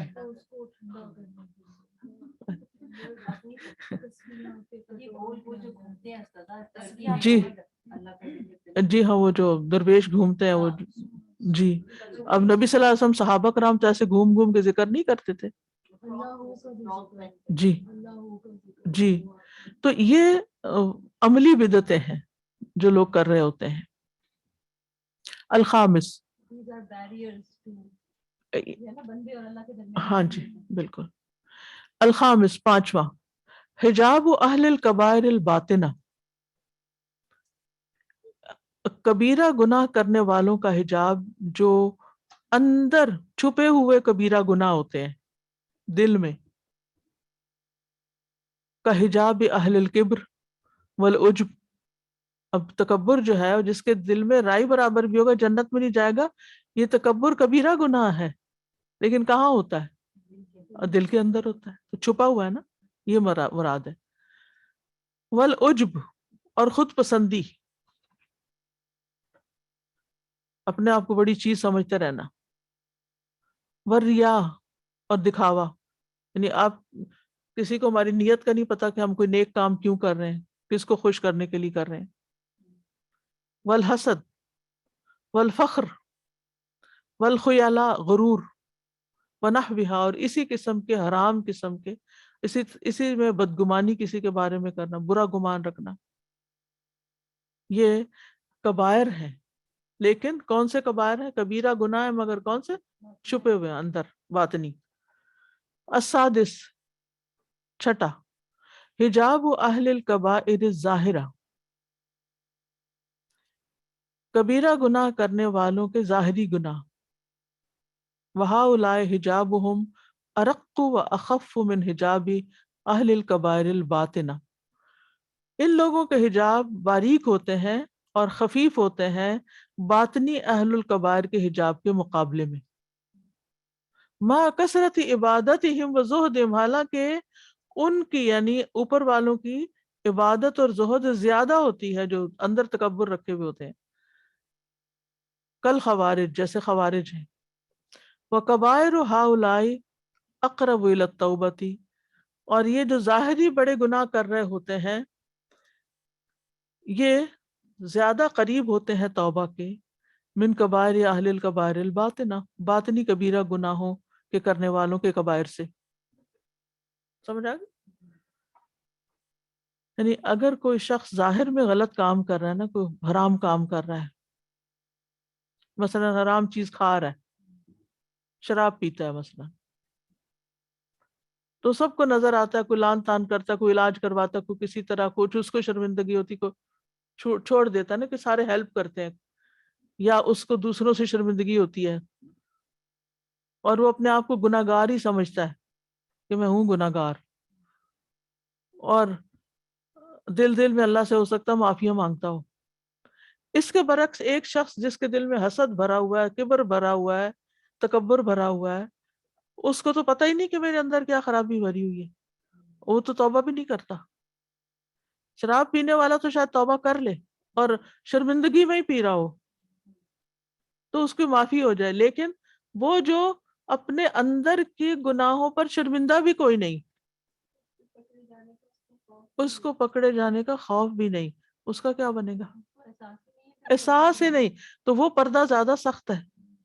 دل پہ حجاب آیا ہوا. حجاب کا مطلب یہ ہے کہ دل اور اللہ کا جو نور ہے وہ اس کے دل پر نہیں جا رہا نا، کیونکہ جب جیسے کرٹن آپ نے دیکھو کہ ایک جالی کا کرٹن ہوتا ہے نا، اور ایک جو ہوتا ہے وہ بلائنڈز ہے اس تھوڑا سا کھول لیتے تھوڑا، اور ایک ہوتا ہے تھک پردے جو روم ڈارک کرنے کے لیے ہوتے ہیں، بلیک آؤٹ جن کو کہتے ہیں.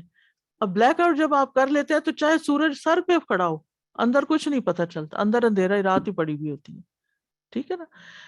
تو اسی طرح اللہ کا نور، یاد رکھیں جب اللہ کے نور کی بات ہوتی ہے نا تو یہ روشنیاں نہیں ہوتی، وہ اس طرح کا نور نہیں ہے. لیسا کمثلہ شیء.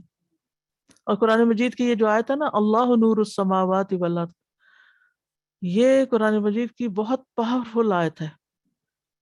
جب ہمارے دل کا نور ختم ہوتا ہے نا تو اندھیروں میں ہوتے ہیں تو غم بھی ہوتا ہے، ڈپریشن ہوتا ہے، پریشانی ہوتی ہے، بہت کچھ عجیب حال چل رہا ہوتا ہے اندر نا انسان کے، جس کی وجہ، اور دل ہی چونکہ کنٹرول کرتا ہے باقی سارے اعضاء کو.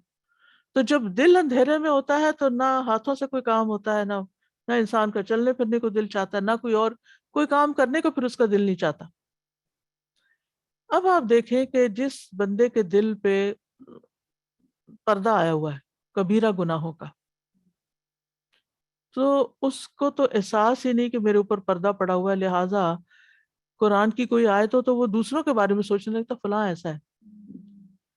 کوئی بات مثال میں بیان کی جا رہی ہے تو انسان سوچتا کہ فلاں، یہ تو فلاں پہ فٹ آتی ہے، اپنے آپ کے بارے میں سوچتا ہی نہیں. وہ کس قدر مسکین ہے ایسا انسان کہ جسے اپنی کوئی غلطی نظر نہیں آتی، کیونکہ وہ اس کا دل اندھیرے میں ہے. اس پہ کلام اللہ جو ہے وہ نور ہے، اللہ کا قرآن نور ہے. کلام اللہ کی روشنی اندر ہی نہیں جاتی. وہ ایسی مجالس میں بیٹھ کر بھی، قرآن پڑھ کے بھی، تفسیر پڑھ کے بھی ویسے کا تیسا ہی رہتا ہے، کیونکہ دل پہ پردہ ہے، پینیٹریٹ ہی نہیں ہوا اندر کچھ. اس کے برعکس جو لوگ ایمان لے آتے ہیں، اپنے آپ کو سبمٹ کر دیتے ہیں، اللہ ولی الذین آمنوا یخرجہم من الظلمات الی النور، اللہ ایمان والوں کا دوست ہے، مددگار ہے، وہ انہیں اندھیروں سے نکال کے روشنی کی طرف لے آتا ہے. اللہ نے کتاب بھی اسی لیے نازل کی کہ انسان روشنی میں آئے. لیکن مشکل کیا ہے؟ مشکل یہ ہے کہ جب ہمیں اپنی غلطیاں نظر نہیں آتی نا، اپنے اندر کی خاص طور پہ غلطیاں، کیونکہ باہر کی غلطیوں پہ تو لوگ ہمیں بتاتے رہتے ہیں، آپ یہ کر رہے ہیں، آپ وہ کر رہے ہیں، آپ کی یہ بات غلط ہے، آپ کی وہ، تو ہم کہتے ہیں اچھا کبھی سن ہی لیتے ہیں. لیکن جو نظر ہی نہیں آ رہا تو وہ کون آپ کو بتائے گا جب تک آپ خود نہیں دیکھیں گے.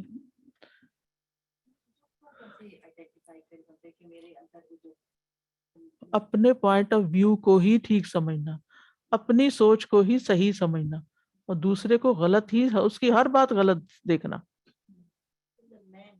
میں ہوں یعنی خود پسندی، اور جب یعنی خود کو پسند کرنا، اپنی رائے پسند کرنا، اپنی رائے پہ اصرار کرنا، اور دوسرے کی بات کو کچھ نہ سمجھنا، ہر ایک کو پاگل سمجھنا، بے وقوف سمجھنا، خود کو عقل مند سمجھنا.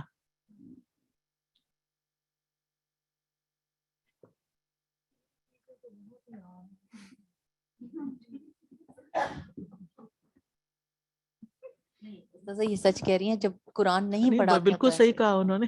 ہاں جی، یہ جب نہیں پڑھا ہوتا قرآن تو واقعی ایسے ہوتا تھا کہ آیت سنتے تھے تو دوسرے کا خیال آتا تھا، لیکن اب ایسے لگتا ہے جیسے روشنی ہوتی ہے نا استاذہ، تو سب سے پہلے بندہ اپنے ہی گھر کو اپنے دیکھتا ہے آپ کہ کو کیا دیکھتا ہے کہ گھر میرے میں اندر کتنا تو گھر نہیں. اس کو اپنی فکر پڑ جاتی کہ ہیں میں تو نہیں کر رہا یہ میرے لیے تو نہیں. وہ ہر چیز کو اپنے لیے لیتا ہے اور اپنی اصلاح کرتا ہے. پھر اس کو نا دوسروں کے گلے شکوے بھی بھول جاتے ہیں، اور اگر ہوتے بھی ہیں نا تو منہ سے نہیں نکالتا، وہ اللہ کے حوالے کر دیتا معاملہ. لیکن کئی دفعہ پڑھ کے بھی انسان جو زیادہ پڑھ جاتے ہیں وہ بھی بہت زیادہ ریجڈ ہو جاتے ہیں اپنی رائے میں، اپنی ہر بات میں. وہ بھی کہتے ہیں کہ ہاں بھئی توازن نہیں رہتی نا. جی، وہ کہتے ہیں کہ ہمیں زیادہ پتہ ہے، اور وہ کئی دفعہ تھوڑے علم میں ہی، تھوڑے سے علم کو اتنا بڑا سمجھتے ہیں بالکل. کہ اس کو ان کے اندر وہ واسٹنس نہیں رہتی، مطلب ایک چیز کو ایک ہی نظریے سے، ایک ہی اینک سے بالکل. دیکھنا.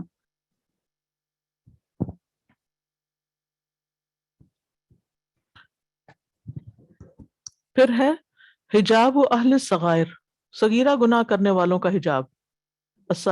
نمبر 7. الثامن نمبر 8 حجاب و اہل الفضلات والتوسع فی المباحات. یہ بھی بڑا خطرناک ہے. فضلات ہوتا ہے ضرورت سے زائد، والتوسع اور بہت وسعت دینا، فی المباحات مباح میں، یعنی جو چیزیں نہ حلال ہیں نہ حرام نہیں ہیں لیکن مستحب بھی نہیں ہے، مباح ہے، بس ٹھیک ہے کر لو تو گناہ نہیں ہوگا. تو کچھ لوگ اس کو اتنا بڑھا دیتے ہیں کہ وہ گناہ کی حد پہ جا پڑتے ہیں، یا ان کے اندر بہت زیادہ انڈلج ہو جاتے ہیں. یعنی کہتے ہیں کوئی حرام تو نہیں ہے، کوئی منع تو نہیں ہے، کوئی غلط تو نہیں ہے، اس کی اجازت ہے نا، یہ بھی کر سکتے ہیں نا. مثلا جن لوگوں کو اللہ نے زیادہ مال دیا ہوتا ہے، عام طور پر آپ دیکھیں گے کہ وہ اپنی ڈیزائرز پر بعض اوقات ضرورت سے کہیں زیادہ خرچ کر رہے ہوتے ہیں. اور اگر ان سے کہیں کہ یہ نہ کریں تو وہ کہتے ہیں کوئی منع تھوڑی ہے، ہم اپنی حلال کی کمائی میں سے کر رہے ہیں، ہم نے محنت کی، ہم نے کمایا ہے، تو ہم اپنے اوپر بھی خرچ نہ کریں، ہم اپنے شوق نہ پورے کریں. یعنی وہ اپنے شوق پورے کرتے کرتے بعض اوقات صرف دنیا ہی کے لیے خرچ کرنے لگ جاتے ہیں، آخرت کو بھول جاتے ہیں. حالانکہ ایک مومن کا نقص، کیا نبی صلی اللہ علیہ وسلم کے پاس مال نہیں آتا تھا؟ کیا حضرت عائشہ کے پاس مال نہیں آتا تھا؟ کیا وہ چاہتی تو اپنے لیے محلات کھڑے نہیں کر سکتی تھی؟ وہ بھی اپنے لیے کوئی یادگار عمارت مدینہ میں بنوا کے چھوڑ جاتی. لیکن انہوں نے کیا کیا؟ انہوں نے اپنے مال کے ساتھ کیا کیا؟ میں سوچتی ہوں کتنے عقل مند لوگ تھے نا. اگر وہ دنیا کے لیے بنا کے جاتے تو وہ بھی آج ان کے کام کا تو نہیں تھا، لیکن انہوں نے سارا کچھ اپنی آخرت کے لیے جمع کر دیا. کیا حضرت ابوبکر مالدار نہیں تھے؟ حضرت عثمان مالدار نہیں تھے؟ مالدار تھے، لیکن کہیں آپ کو کوئی تکبر کا شائبہ نظر نہیں آئے گا، کہیں دوسروں کے ساتھ حسد نظر نہیں آئے گا، کہیں کسی کے اوپر چڑھائی نظر نہیں آئے گی، اور نہ ہی ان چیزوں کے پیچھے بھاگنے والے تھے. تو مباح چیزیں جو ہمارے لیے جائز بھی ہوتی ہیں، اب مثال کے طور پر مباح میں ہے کہ ہمیں اگر اللہ نے وسعت دی ہے تو ہم اپنے لیے زیادہ قیمتی کپڑے بنا لیں، لیکن بعض اوقات انسان سوچتا ہے میں ذرا اس سے نیچے اتر آتی ہوں اور اسی میں سے کچھ کٹ کر کے کسی ضرورت مند کو بھی ساتھ ہی دے دیتی ہوں. تو یہ تقویٰ ہے نا کہ جب آپ اپنے لیے سوچ رہے ہیں تھوڑا سا کسی اور کے لیے بھی ساتھ سوچتے ہیں. امام مالک جو تھے ہر روز نیا کپڑا پہنتے تھے، لیکن ہر روز ایک جوڑا صدقہ کرتے تھے. تو اب اگر کوئی ہر روز اتنا ساتھ ساتھ نکالے چلے جا رہا ہے تو پھر وہ مباح کے اندر وہ اس طرح انڈلج نہیں ہو رہا. اور جو نیا پہنتے تھے وہ بھی حدیث کی مجلس کی جو تھی توقیر کے لیے کہ اور جب پڑھاتے تھے مسجد نبوی میں پڑھاتے تھے، اور نبی صلی اللہ علیہ وسلم کی قبر پر اس وقت کوئی اس طرح کی وہ نہیں بنے ہوئے تھے جالیاں اور کبے اور یہ سب. تو جب کوئی مسئلہ بیان کرتے تھے تو اس طرف اشارہ کر کے کہتے تھے کہ صاحب حاض القبر، اس قبر والے نے یہ فرمایا ہے اور اس کا یہ حکم ہے. تو دین کو سمجھنے کا ہر ایک کا ایک تو ہے نا کہ جو سامنے ٹیکسٹ نظر آ رہا ہوتا ہے، اور ایک یہ ہوتا ہے کہ آپ کی جو بیک گراؤنڈ ہے اور جو آپ کے حالات ہیں ان سب کو سامنے رکھ کے پھر آپ اس کو اپنے عمل میں لیتے ہیں. اور بعض لوگ پھر اس کو ساتھ ڈیزائرز بھی اس کے اندر شامل کر لیتے ہیں. کچھ تو بدعتوں تک چلے جاتے ہیں، لیکن کچھ جو ہیں بدعت میں نہیں جاتے لیکن اپنی آخرت کے لیے بہت کم حصہ چھوڑتے ہیں، صرف دنیا ہی دنیا رہ جاتی ہے سامنے. تو یہ بھی خطرناک ہے.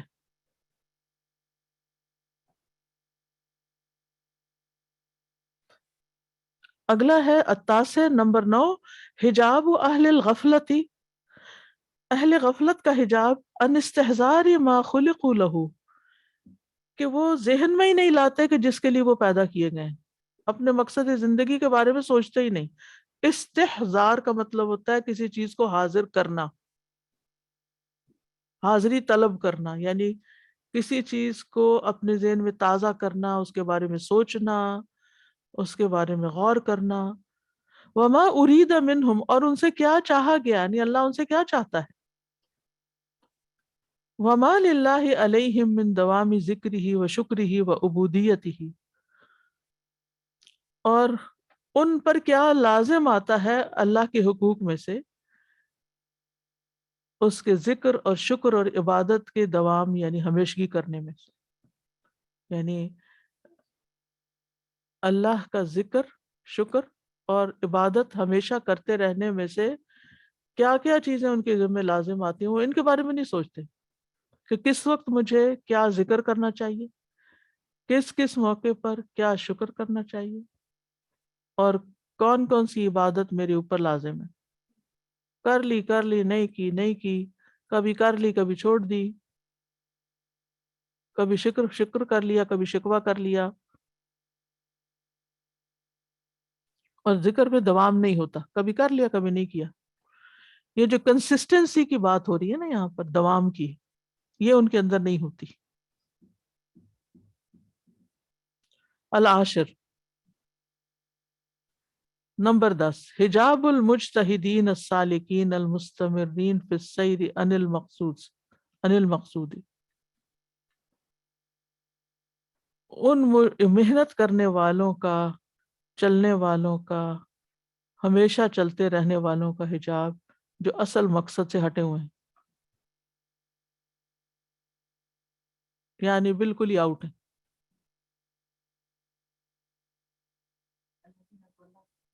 الذین ضل سعیہم فی الحیات الدنیا وہم یحسبون انہم یحسنون صنعا. عن المقصود، من رغب عن ملتی ومن یرغب عن ملتی، یعنی ایک ہے رغب رغبت کا، اور ایک ہے اس سے ہٹ کے. تو یہ بھی مقصود سے ہٹ کے، جو مطلوب ہے اس سے ہٹ کے محنتیں اور کوششیں کر رہے ہیں، جن کی کوششیں دنیا کی زندگی میں ہی بس پھنسی ہوئی ہیں. وَهَذِهِ الْحُجُبْ تَنْشَأُ مِنْ أَرْبَعَةِ عَنَاصِرٍ، اور یہ حجاب 4 عناصر سے پیدا ہوتے ہیں. فَهَذِهِ عَشَرَةُ حُجُبْ تَحُولُ بَيْنَ الْقَلْبِ وَبَيْنَ اللَّهِ سُبْحَانَهُ وَتَعَالَى، یہ 10 حجاب ہیں جو بندے کے یعنی بندے کے دل اور اللہ سبحانہ وتعالیٰ کے درمیان حائل ہو جاتے ہیں. وَهَذِهِ الْحُجُبْ تَنْشَأُ مِنْ أَرْبَعَةِ عَنَاصِرٍ، اور یہ حجاب 4 چیزوں سے پیدا ہوتے ہیں. عنصر النفس، ایک نفس کا عنصر ہے، ایلیمنٹ جس کو کہتے ہیں، عنصر ایلیمنٹ کو کہتے ہیں. وہ عنصر الشیطان، شیطان کا ایلیمنٹ. وہ عنصر الہوا، خواہشات کا ایلیمنٹ. وہ عنصر الدنیا، دنیا کا ایلیمنٹ.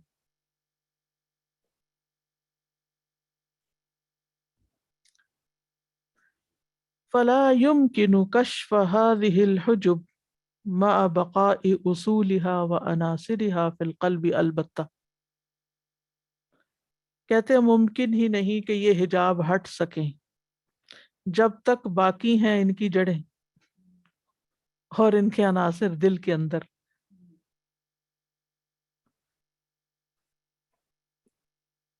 یعنی جب تک ہمارا نفس حاوی ہے ہم پر، شیطان ہمارے اوپر چھایا ہوا ہے، یہ خواہشات ہماری اندھا کیے ہوئے ہیں، یہ دنیا کے پیچھے بھاگ رہے ہیں، تو پھر یہ حجاب نہیں ہٹتے. وَهَذِهِ الْأَرْبَعَةُ تُفْسِدُ الْقَوْلَ وَالْعَمَلَ وَالْقَصْدَ أَنْ يَصِلَ إِلَى الْقَلْبِ، یہ 4 چیزیں ایسی ہیں جو قول، عمل اور ارادے میں فساد، بگاڑ پیدا کر دیتی ہیں کہ وہ دل تک پہنچے.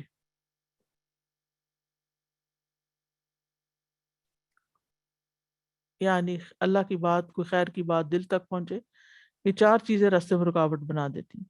وما وصل الی القلب، اور جو دل تک جا رہا ہوتا ہے، قطعت علیہ الطریق ان یصل الی الرب، وہ کاٹ دیتا ہے اس راستے کو جو رب تک جاتا ہے. یعنی یہ چیزیں جب دل میں آ جاتی ہیں تو پھر رب کی طرف نہیں جانے دیتی. فَإِنْ حَارَبَهَا الْعَبْدُ، اور جب بندہ ان سے جنگ کرتا ہے ان 4 چیزوں سے، وَخَلَصَ الْعَمَلْ إِلَىٰ قَلْبِهِ دَارَ فِيهِ، اور عمل کو خالص کر لیتا ہے اپنے دل میں جو اس میں گھومتا ہے، وَطَلَبَ النُّفُوذَ مِنْ هُنَاكَ إِلَى اللَّهِ، اور وہ اس کو اللہ تک پہنچنے کی طلب رکھتا ہے، فَإِنَّهُ لَا يَسْتَقِرُّ دون الوصول الیہ، تو وہ رکتا ہی نہیں جب تک اس تک پہنچ نہیں جاتا، یعنی اللہ تک. وَأَنَّ إِلَىٰ رَبِّكَ الْمُنْتَهَىٰ، اور یہ کہ تیرے رب ہی کی طرف پہنچنا ہے یا جا ٹھہرنا ہے. یعنی جب تک وہ رب تک نہیں پہنچتا اس وقت تک وہ اس کی جنگ لگی رہتی ہے. یہ مومن. وَإِذَا وَصَلَ إِلَى اللَّهِ عَزَّ وَجَلَّ، اور جب اللہ تک پہنچ جاتا ہے، اصابہ علیہ مزید من الایمان والیقین، تو وہ اس کو مزید ایمان اور یقین عطا کرتا ہے. وجمل به ظاہرہ و باطنہ، اور وہ اس کے ظاہر اور باطن کو خوبصورت بنا دیتا ہے. فہداہ به لاحسن الاخلاق والاعمال، تو وہ اس کے ذریعے اس کو بہترین اخلاق اور اعمال کی طرف رہنمائی کرتا ہے. وصرف عنہ به سیئ الاخلاق والاعمال، اور وہ اس سے برے اخلاق اور اعمال دور کر دیتا ہے، پھیر دیتا ہے. وَأَقَامَ اللَّهُ سُبْحَانَهُ مِنْ ذَلِكَ الْعَمَلِ جُنْدًا يُحَارِبُ بِهِ قُطَّاعَ الطَّرِيقِ لِلْوُصُولِ إِلَيْهِ، اور اللہ سبحانہ وتعالیٰ اس کے لیے قائم کر دیتا ہے اس کے اس عمل سے ایسے لشکر جو اس کے رستے تک جانے والے ڈاکوؤں سے جنگ کرتے ہیں. یعنی اس کو اللہ تعالیٰ ایسے لشکر عطا کر دیتا ہے، پھر فرشتوں کی مدد آتی ہے جو ان شیطانوں کو پیچھے دھکیل دیتی. وَيُحَارِبُ الدُّنْيَا بِالزُّهْدِ فِيهَا، دنیا سے وہ جنگ کرتا ہے اس سے بے رغبتی اختیار کر کے. وَإِخْرَاجُهَا مِنْ قَلْبِهِ، اور اپنے دل سے دور کر کے، نکال کے. وَيُحَارِبُ الشَّيْطَانُ بِتَرْكِ الِاسْتِجَابَةِ لِدَاعِ الْهَوَىٰ، اور وہ شیطان سے جنگ کرتا ہے جو خواہشات کی دعوت دینے والا ہے، اس کی دعوت قبول نہ کر کے. بِتَرْكِ الِاسْتِجَابَةِ فَإِنَّ الشَّيْطَانَ مَعَ الْهُدَىٰ لَا يُفَارِقُهُ، کیونکہ ہدایت کے ساتھ شیطان اس کو چھوڑتا نہیں. ہاں،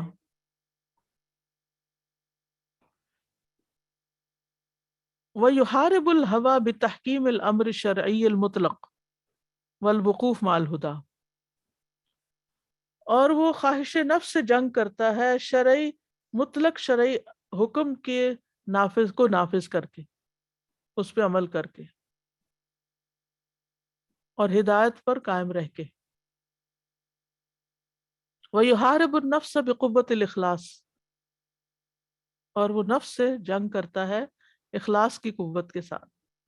وَتَقْدِيمِ مُرَادِ اللَّهِ عَلَى مُرَادِهَا، اور اللہ کی مرضی کو مقدم رکھ کے اپنی مرضی پر.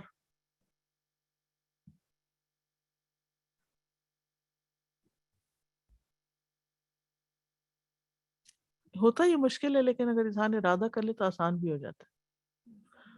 اور آپ نے اس کا یہ جو نفس کی بات ہے نا، یہ سب سے مشکل کام ہے. 2-3 دن پہلے میں نماز پڑھ رہی تھی، تو میں وتر پڑھ رہی تھی، اور وہ جو اتحیات تھی تو مجھے کچھ سمجھ نہیں آئی کہ میں نے کیا پڑھی، اور پتہ نہیں میں وہاں قل ہو اللہ پڑھ رہی تھی. اس میں نیند کا ایسا غلبہ آیا، لیٹ ہو جاتی ہے آج کل عشاء. اب میں جو پڑھ رہی تھی تو مجھے لگا کہ پتہ نہیں میں کہاں ہوں کیا ہوں. بہرحال جیسے تیسے کر کے میں نے سلام پھیرا. جو ہی میں بستر پہ جا کے بیٹھی تو میری آنکھ کھل گئی، یعنی کہ میں اس فیز سے باہر آ گئی. اب میرا دل چاہا میں سو جاؤں، کہ اب اگر میں نے جلدی نیند کیچ کر لی تو سو جاؤں گی، اور اگر میں نے کچھ اور کیا تو اور دوسرا میں نے کہا نہیں میرے تو وطر مجھے نہیں لگتا میرے وطر ہوئے، پتہ نہیں میں نے کیا پڑھا کیا نہیں پڑھا. خیر اس وقت نفس سے جنگ کر کے اٹھ کے واپس وطر پڑھنا ایک مشکل کام تھا، لیکن الحمدللہ اللہ کے اذن سے میں اٹھ گئی، واپس گئی اور میں نے دوبارہ چادر اوڑھی اور نماز اپنی پھر وطر پڑھے. لیکن میں اس وقت یہی سوچ رہی تھی کہ یہ ہے تو مشکل لیکن اس کا صلہ بہت بڑا ہے. اس وقت مجھے کوئی نہیں دیکھ رہا، نہ مجھے کوئی کچھ کہنے والا ہے، نہ ہی مجھے کچھ بھی نہیں، لیکن میرے اپنا اندر کا ضمیر بتا رہا ہے کہ تم نے جو پڑھا ہے وہ ٹھیک نہیں ہے، اور اب تمہاری آنکھ بھی کھل گئی. اچھا پہلے یہ ہوتا تھا کہ جیسے مسجد میں 10:30 عشاء کی جماعت کھڑی ہو جائے تو میں بھی ساتھ ہی نماز پڑھ لیتی تھی کہ فارغ ہو جاؤں، اور اس کے بعد ایک دو کام کرتی تھی، پھر میں دیکھتی تھی کہ اب وہ اصل ٹائم کا وہ الارم یعنی نوٹیفیکیشن ہے. پھر مجھے خیال آیا کہ مجھے کس بات کی جلدی ہے، جو کام میں یہ بعد میں کرتی ہوں یہ میں پہلے کروں، اور جو ہی نوٹیفیکیشن آئے تو نماز کے لیے کھڑی ہو جاؤں. یعنی یہ چیک انسان کو اپنے اوپر خود رکھنے ہوتے ہیں. یہ چھوٹی چھوٹی مثالیں اس لیے دینی ہوں کہ عام طور پہ ہم یہی مار کھا جاتے ہیں کہ اور بھی تو کر رہے ہیں. میں یعنی کہ ٹھیک ہے ان لوگوں کی کوئی مجبوری ہو سکتی ہے، وہ کسی اور رخصت سے فائدہ اٹھا رہے ہیں، لیکن اگر میرے پاس تھوڑی سی گنجائش ہے تو میں کیوں نہ ایک زیادہ جو پریفریبل چیز ہے اس کی طرف جاؤں. خیر یہ تو ہاں تو یہ جو ہے نا تقدیم و مراد اللہ علی ما مرادہ، ایک ہماری مرضی ہوتی ہے ایک اللہ کی مرضی ہوتی ہے. ہمیں اپنا جائزہ لیتے رہنا چاہیے کہ کہاں میں نے اپنی مرضی کی اور کہاں اللہ کی مرضی کو مقدم رکھا. اور یہ صرف نماز کی حد تک نہیں ہے، یہ زندگی کے ہر شعبے میں ہے، حقوق العباد میں بھی ہے. بعض اوقات آپ کے قریبی رشتے آپ کی مرضی کے خلاف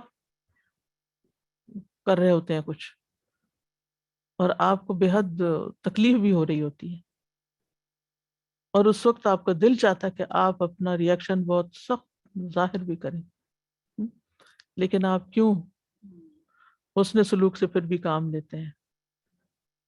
میری مرضی کیا ہے کہ میں اپنا غصہ نکال دوں، اور اللہ کی مرضی کیا ہے کہ میں صبر اور تحمل سے کام لے کے درگزر سے کام لے کر اپنا نقطہ نظر رکھوں سامنے. بہت سے مواقع ہوتے ہیں، ہر روز ہی کچھ نہ کچھ ایسی چیز پیش آ جاتی ہے کہ جس میں ایک اپنی مرضی ہوتی ہے اور ایک اللہ کی مرضی ہوتی ہے. اس وقت پھر آپ کو چوز کرنا پڑتا ہے کہ اب کیا کروں. یہ مشکل امتحان ہے، کڑوی دوائی ہے، لیکن کھا لے انسان تو پھر ٹھیک بھی ہو جاتا ہے، خون صاف ہو جاتا ہے. بالکل. وَإِنَّ دَارَ الْعَمَلُ وَإِنَّ دَارَ الْعَمَلِ فِي الْقَلْبِ وَإِنَّ دَارَ الْعَمَلُ فِي الْقَلْبِ، اور عمل جو ہے وہ دل میں گھومتا رہتا ہے دارا، اور اگر عمل دل میں گھومتا رہے وَلَمْ يَجِدْ مَنْفَذًا إِلَى اللَّهِ، اور وہ اللہ کی طرف جانے کا کوئی رستہ نہ پائے، وَثَبَتَ عَلَيْهِ النَّفْسُ، اور دل اس پہ جم جائے، فَأَخَذَتْهُ وَسَيَّرَتْهُ جُنْدًا لَهَا، تو وہ اس کو لے لیتا ہے اور اس کو اپنا لشکر بنا لیتا ہے. فَصَالَتْ بِهِ وَعَلَتْ وَطَغَتْ، اور وہ اس پر حملہ آور ہو جاتا ہے اور اس کو یعنی اس پہ چڑھائی کر دیتا ہے اور سرکشی کرتا ہے. وَمَا أُبَرِّئُ نَفْسِي، اور میں اپنے نفس کو بری ذمہ قرار نہیں دیتا. ان النفس لامارۃ بالسوء، بے شک نفس تو برائی کا حکم دینے والا. الا ما رحم ربی، مگر میرا رب مجھ پر رحم کر دے. ان ربی غفور الرحیم، بے شک میرا رب غفور الرحیم ہے. یہ جو آخری جملہ ہے، وما أبرئ نفسي إن النفس لأمارة بالسوء إلا ما رحم ربي إن ربي غفور رحيم. یہ جو بات ہے نا کہ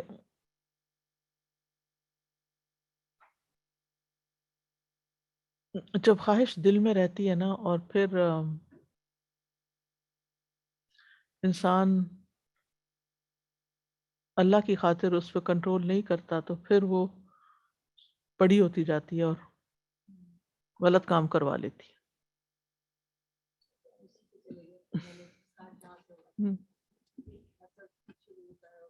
بالکل ہاں وہ اسٹرانگ ہوتا جاتا ہے پھر حاوی ہو جاتا ہے.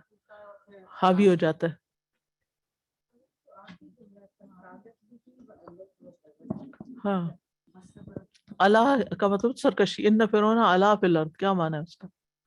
فرعون نے زمین میں سرکشی. تو نفس جو ہے سرکش ہو جاتا ہے. ٹھیک ہے. طغت طاغی طغیانی طاغوت. ٹھیک ہے. سالت حملہ آور ہونا. بکا اصول ہوا بکا وہ نہیں آتا دعا میں تیرے اس نام کے ساتھ میں حملہ آور ہوتا ہوں. ہاں کیا یہ تو ہمارے اندر ایک پوری دنیا ہے جس میں ہم نے اپنے آپ کو ڈسکور کرنا ہے کہ کیا کیا اندر پڑا ہوا ہے. کیونکہ اب یہ جو کیونکہ اگر ان چیزوں کو چھوڑ دیا نا تو وہ بڑی ہوتی جائیں گی. وہ کانٹے گرو کر کے نا آپ کو کنٹرول کر لیں گی.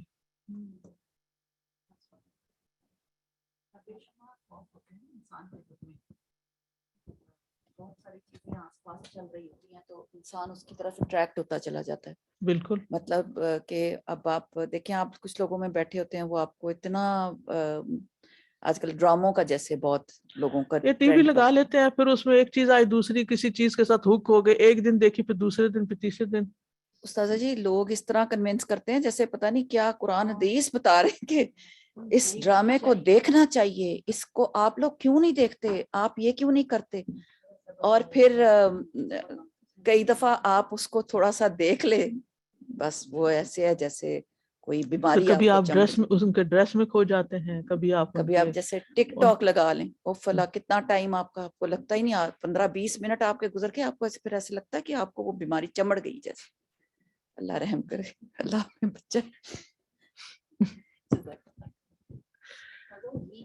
جمع ہوتی جا رہی ہے زمین کے اندر اور پھر ایک لاوا سا بنتا ہے. بالکل جیسے ایک کوئی بیماری ہے کوئی چھوٹی سی شروع بیماری ہوتی ہے اندر اگر ڈائگنوز ہو جائے جیسے کینسر ہی ہے کینسر اگر اول سٹیج پہ ڈائگنوز ہو جائے تو علاج آسان ہے اور اگر نہیں تو وہ بڑا ہوتا ہوتا بندے کو لے ڈوبتا ہے. کچھ لوگ سمٹمز کو دیکھ نہیں رہے ہوتے اس کو اگنور کر رہے ہوتے ہیں. چھوڑ کچھ دو میں لوگ ڈاکٹر پہ نہیں جانا میں ہاں ڈاکٹر پہ نہیں جانا.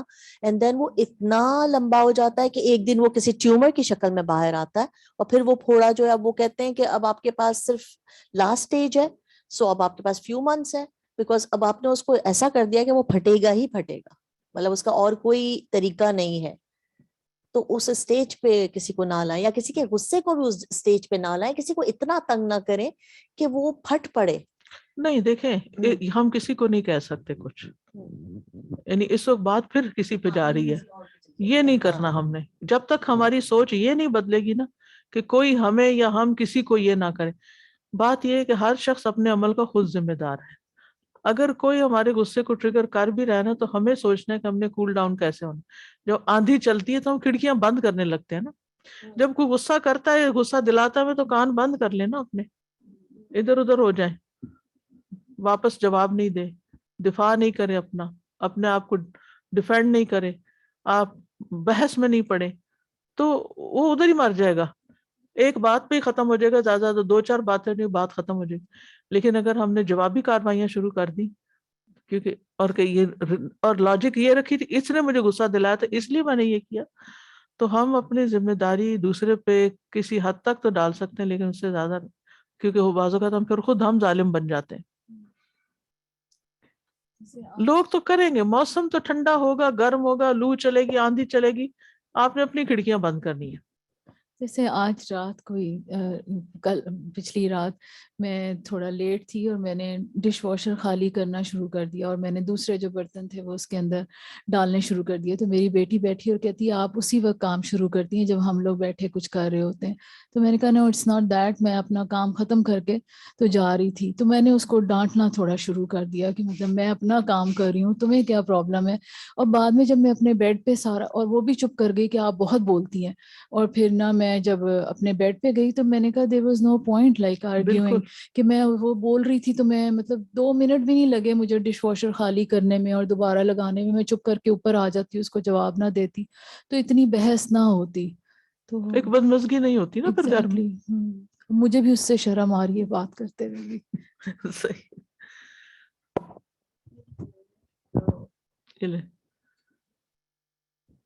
حقیقت ہے بات بعض اوقات بالکل چھوٹی ہوتی ہے, اگر ہم وہیں ختم کر دیں تو وہ آگے بڑھتی نہیں. استاذہ جی میری بہن ہے, مجھے ان کی بات سمجھ نہیں آتی تھی. انہوں نے کیا کیا تھا کہ جب بھی اپنے دل سے ارادہ کیا کہ جب بھی میرے کسی سے کوئی گڑبڑ ہو یا کوئی ناراضگی مثلا بہنوں میں یا کچھ, تو وہ اپنی کوئی پسندیدہ چیز دیتی تھی. تو کہتی میں نے اپنے اوپر لازم کر لیا کہ اگر میں کسی کے ساتھ کوئی غصے میں یا کوئی ایسی بات کروں تو میں تحفہ دوں گی, اور وہ واقعی دیتی ہے. اور کہتی وہ میرے لیے اتنا اب ہو گیا کہ میں اوائڈ کرتی ہوں کہ کوئی بحث کی بات نہیں, ساری پسندیدہ چیزیں نکل جائیں گی. دل میں وہ خواہش نہ رکھ چھوڑیں تاکہ وہ پھر بعد میں بڑھے. سو ایٹ دیٹ ٹائم اگر آپ کی خواہش ہو رہی ہے, ہاں تو اس کو بھی جیسے بچے کو بہلاتے ہیں نا, بچے نے ضد لگائی ہوئی کہ مجھے ٹافی کھانی ہے, تو پھر آپ کیا کرتے ہیں اور آپ کو پتہ ہے کہ نہیں دینی تو بہلاتے ہیں نا. نفس بھی بالکل اسی طرح, اس کو بھی بہلانا پڑتا ہے, ادھر ادھر ادھر ادھر ادھر ادھر, یہ تو نہیں کرنا. یعنی کہ بہلا کے اسے ہٹا دینا ہے, ہٹا, ہاں نہ کہ اسے جما دے. اگر وہ غصہ ہاں, پی لیا ایٹ دیٹ ٹائم ادھر رکھ لیا, اندر کہیں اسٹور کر لیا, اینگر, ہاں اسٹور نہیں کرنا, تو روز روز روز روز وہ غصہ ایک دن بڑھ کچھ جائے اور گا. بڑھ جائے گا, تو اس وقت اس کو بہلانا ہے. ہاں اس وقت اس کو نکالنا ہے, کہنا یا ہے اس کا کہ کوئی یعنی کوئی طریقہ کرنا ہے. اچھا آپ دیکھیں اللہ تعالیٰ نے کئی طریقے ہمیں نیچرلی بھی دیے ہیں چیزیں بھلانے کی. جو بھلانے کی قوت ہے نا, یہ بڑی زبردست ہے, اور ان میں سب سے اچھی نیند ہے. جب آپ سو کے اٹھتے ہیں تو آپ بھول چکے ہوتے ہیں. یعنی آپ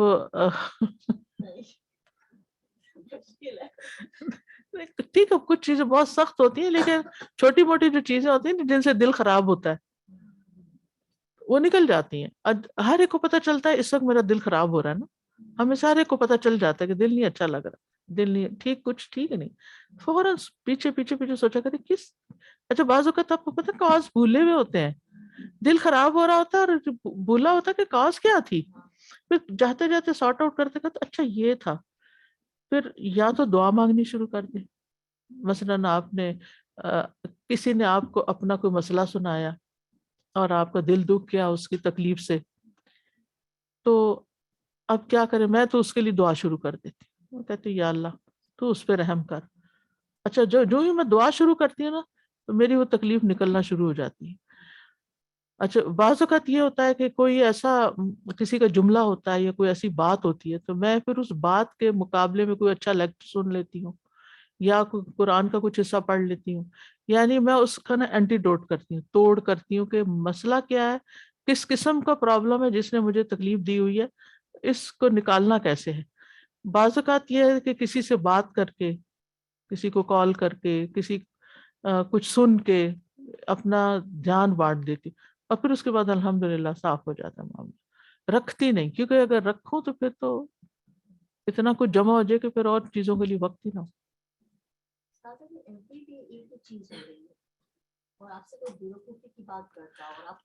آپ کو پتہ ہے تو آپ کو عقل مندی کی باتیں پڑھیں کہیں سے, کوئی ایسی کتاب پڑھیں جس میں عقل مندی کی باتیں لکھی ہوں, وزڈم کی. کوئی ایسے لیکچر سنیں, کوئی ایسے آرٹیکل پڑھیں کہ جس میں لوگوں نے خوبصورت باتیں کی ہوئی ہیں. آپ اس میں ایسا کھوئیں گی کہ یہ چیز آپ کو بالکل بیکار لگے گی. وہ کچھ بھی کہہ رہا, آپ کو پتا ہے کہ یہ تو ایسا ہی ہے, دیکھو یہ کتنی خوبصورت باتیں.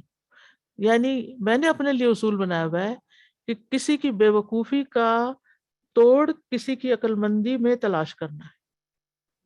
ٹھیک ہے, یعنی آپ اس وقت کوئی ایسی چیز پڑھیں, کچھ ایسی آیتیں یاد کر لیں, کچھ ایسی, یعنی سبحان اللہ قرآن تو ہے ہی خزانہ. یعنی آپ اپنے آپ سے پوچھیں روز آپ کتنا قرآن سنتی ہیں, کتنا سنتی, جو آپ توجہ سے سن رہی ہوتی ہیں روزانہ کتنے. یعنی چلے مجھے نہیں بتائیں لیکن اپنے آپ کو پوچھیں.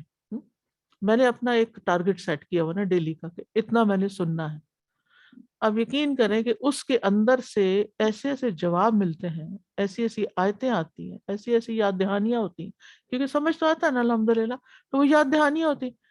اب وہ اتنی خوبصورت ہوتی ہیں کہ مجھے لوگوں کی بے وقوفیاں، ان کے ہرٹ، ان کی کچھ یاد نہیں رہتا، پھر سب نکل جاتا ہے۔ دیکھیں کہیں کوئی دھبا لگ جائے، کوئی داغ پڑ جائے تو کیا کرتے ہیں آپ؟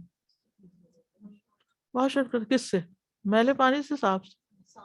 ادفع باللتی یا احسن، دفع کرو اس کو، دور کرو اس کو، باللتی اس چیز کے ساتھ، یا احسن جو اس سے اچھی ہے، یعنی کوئی اچھی چیز اس کے مقابلے کی سوچیں اور اس کو اس کے ساتھ واش آؤٹ کر دیں۔ کیونکہ اگر آپ دوسرے شخص کی بے وقوفی میں یا اس کی ہرٹ فل بات میں الجھتے رہیں گے، اس نے یہ کیوں کہا، یہ کیسے کہا، یہ نہیں کہنا چاہیے تھا اس کو، اس نے تو ہے ہی ایسا، اس نے تو کہنا ہی کہنا ہے، وہ تو ایکسیپٹڈ ہے، بس بات ختم۔ ہمیں اب اس کا توڑ کرنا ہے اپنے لیے۔ دیکھیں وَمَن يَتَّقِ اللَّهَ يَجْعَل لَّهُ مَخْرَجًا، اللہ تعالیٰ وے آؤٹ بناتا ہے۔ تقوی، ہمیں تقوی اڈاپٹ کرنے کی ضرورت ہے، اللہ سے ڈرنے کی ضرورت ہے۔ ہم نے اپنے منہ سے کوئی ایسی بات نہیں نکالنی، ہم نے جواب میں کوئی ایسا ایکشن نہیں کرنا، ہم نے کوئی ایسا طریقہ اختیار نہیں کرنا کہ جس سے ہم ظالم بن جائیں اور دوسرا مظلوم بن جائے۔ ہم نے اپنے لیے، آپ دیکھیے کہ یہ فقہ القلوب کا ایک لیکچر جو ہے ہفتے میں، اگر ہم نے اس کو سمجھ کے پڑھ لیا نا، اس میں سے چند باتیں بھی یاد رہ گئی نا، تو یہ اتنی اچھی ٹریٹمنٹ ہے قلب کی۔ یہ یعنی دل کو سمجھ، فقہ القلوب کا مطلب یہ کہ دل کو سمجھے اپنے، اور اس کی بیماریوں کو سمجھے، اور اس کی جو دوا ہے، اور جو اگلا آ رہا ہے نا، دوائیاں آ رہی ہیں اب آگے، دل کی بیماریوں کا دوائی، تو وہ دوائیاں اختیار کرنی ہیں، اب 2 دوائیاں لینی ہیں، تب مسئلہ حل ہوگا۔ بیماریاں تو دیکھ لی ہیں، ڈائگنوز تو ہو گیا، اب دوائی لینی ہے، کیونکہ ہم نے اپنی ٹیک کیئر خود کرنی ہے، کسی پر توقع نہ رکھیں، کسی پر ایموشنلی ڈیپینڈ نہ کریں کہ یہ نہیں تو میرا گزارا نہیں، یہ زندگی سے نکال دیں، تب آپ اسٹرانگ ہوں گے۔ کیونکہ ہم اپنی خوشیاں لوگوں کے اندر ڈھونڈتے ہیں، یہ ہوتا ہے تو میرا دل بہت اچھا ہو جاتا ہے، یہ ہوتا ہے تو میں بڑی خوش رہتی ہوں، اس شخص کی کمپنی کو بہت انجوائے کرتی ہوں۔ اچھا ہے، الحمدللہ، نعمت ہے، اس پہ شکر ادا کرتے رہیں۔ یعنی اچھے لوگ اگر آپ کی زندگی میں ہے تو اس پہ شکر ادا کریں، الحمدللہ کہیں، خوش ہوں۔ لیکن اس کے ساتھ اگر کچھ ایسے لوگ بھی زندگی میں ہیں جو تکلیف دیتے ہیں، تو پھر شکر آپ کی تکلیف کو دور کر دے گا، یا پھر یہ ہے کہ اس کا کوئی علاج ڈھونڈ لیں، کیونکہ اپنی کیئر خود کرنی ہوگی۔ اللہ تعالیٰ ضرور مدد دے۔ مَن يَتَّقِ اللَّهَ يَجْعَل لَّهُ مَخْرَجًا وَيَرْزُقْهُ مِنْ حَيْثُ لَا يَحْتَسِبُ، اس مشکل سے بھی اللہ نکالے گا اور رزق بھی عطا کرے گا جہاں سے وہ کبھی سوچ بھی نہیں سکتا۔ اور رزق سے مراد ضروری نہیں کہ کوئی کھانا پینا ہی ہو، وہ تو ہے ہی، لیکن علم بھی ہو سکتا ہے، مسئلے کا حل بھی ہو سکتا ہے، اچھا مشورہ بھی ہو سکتا ہے، یا آپ یقین کریں کہ بعض اوقات ایک چھوٹی سی بات جو ہوتی ہے نا، ایک چھوٹی سی انفارمیشن، وہ آپ کی پوری زندگی بدل دیتی ہے۔ کی کتنی بڑی ہوتی ہے چابی، چھوٹی سی ہوتی، اور اس چابی کا بھی اصل حصہ جو ورک کرتا ہے، جس سے تالا کھلتا ہے، وہ تو بہت ہی چھوٹا ہوتا ہے۔ تو علم سے بس رشتہ نہیں توڑنا کسی بھی طرح، علم روشنی ہے، اور روشنی اندھیرے دور کرتی ہے۔ اور تھوڑا تھوڑا بھی آپ کے کوئی فائدہ نہیں، گھنٹہ لیکچر سنتی ایک بات نہیں یاد رہتی، کوئی ایک یاد رکھ لیں، اتنی سی کی یاد رکھ لیں، اس موقع پہ یہ کرنا ہے میں نے، آپ سمجھیں کہ آپ کی زندگی بدل جائے گی، آپ کے اندر ایسا چینج آ گا، حیران ہو جائیں گے، آپ کے غم خوشیوں میں بدل جائیں گے۔ اصل میں ہم چاہتے ہیں کہ ہم جلدی سے بس ہمیں کوئی ایسی چیز مل جائے جس سے نا ہم فٹافٹ ٹھیک ہو جائیں۔ بیماریاں آنے میں تو سالوں لگے، اب جانے میں بھی اس کو ٹائم لگے گا، لیکن یہ کہ کوشش تو جاری رکھنے ہے نا، ہمت نہیں ہارنی، ہاتھ پاؤں چھوڑنے نہیں، کہتے ہیں نا بیماری سے فائٹ کرنا ہے، اور دل کی بیماریوں سے بھی فائٹ کرنا ہے، صبر میں بھی اجر ہے۔